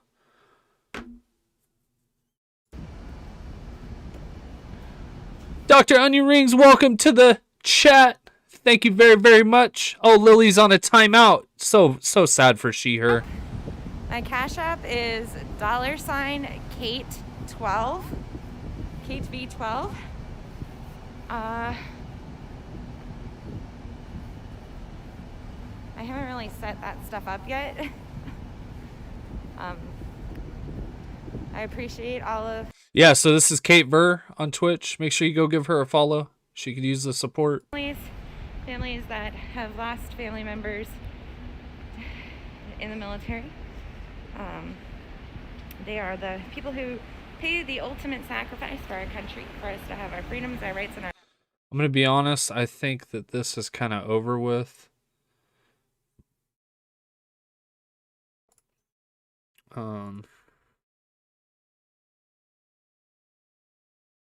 Just want to make sure this little weirdo isn't streaming me.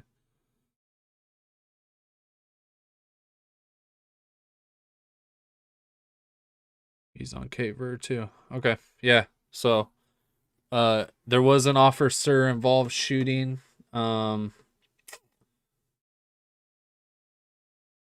In Seattle. That's what we were just covering.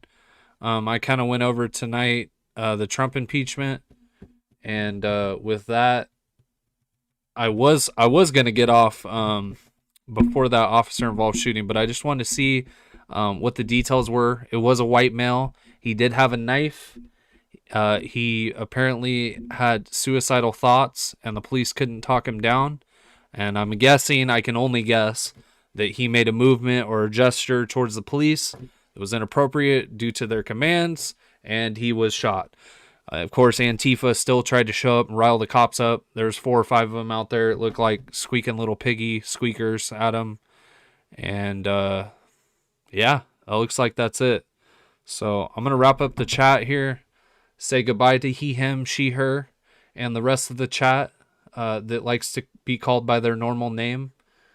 And we're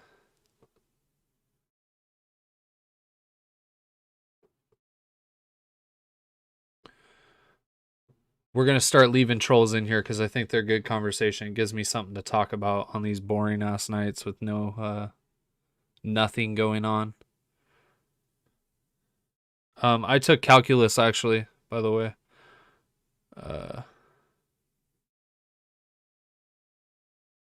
I support the police. I support some police. How about that? Yeah, he, him is obviously an agitator. Just ignore him. Lily will get off her time out, and maybe she, her will want to be pronounced by her actual name. Let's not distract from that. Let's read some D-Live chat here. Yeah, I love you too, JJ. Thank you again for everybody who subbed this time. I think we had, it looked like 4 or 5 subs this time. A few from Antifa Slayer. Menundo got one in. And then it looked like we got one more from Avon. So thank you. Appreciate you guys. It is late. We've been going at it for longer than I wanted to because I kind of wanted to cut it off after that video. But I'm glad you guys stayed. We got good numbers tonight. And happy everyone came in here. Thank you for the donations. Thank you for the subs. And everybody say hi, bye to she, her, they, them, it, he, they, whatever you want to be referred to as. I'm not sure when I'll be out again. I will be streaming tomorrow. There will be a stream from the desk.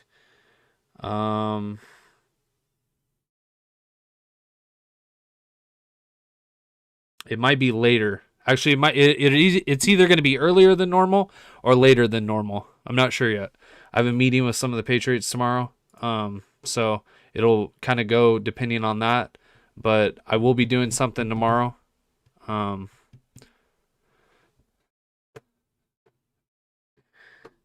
Love you guys. Thank you. And enjoy your night.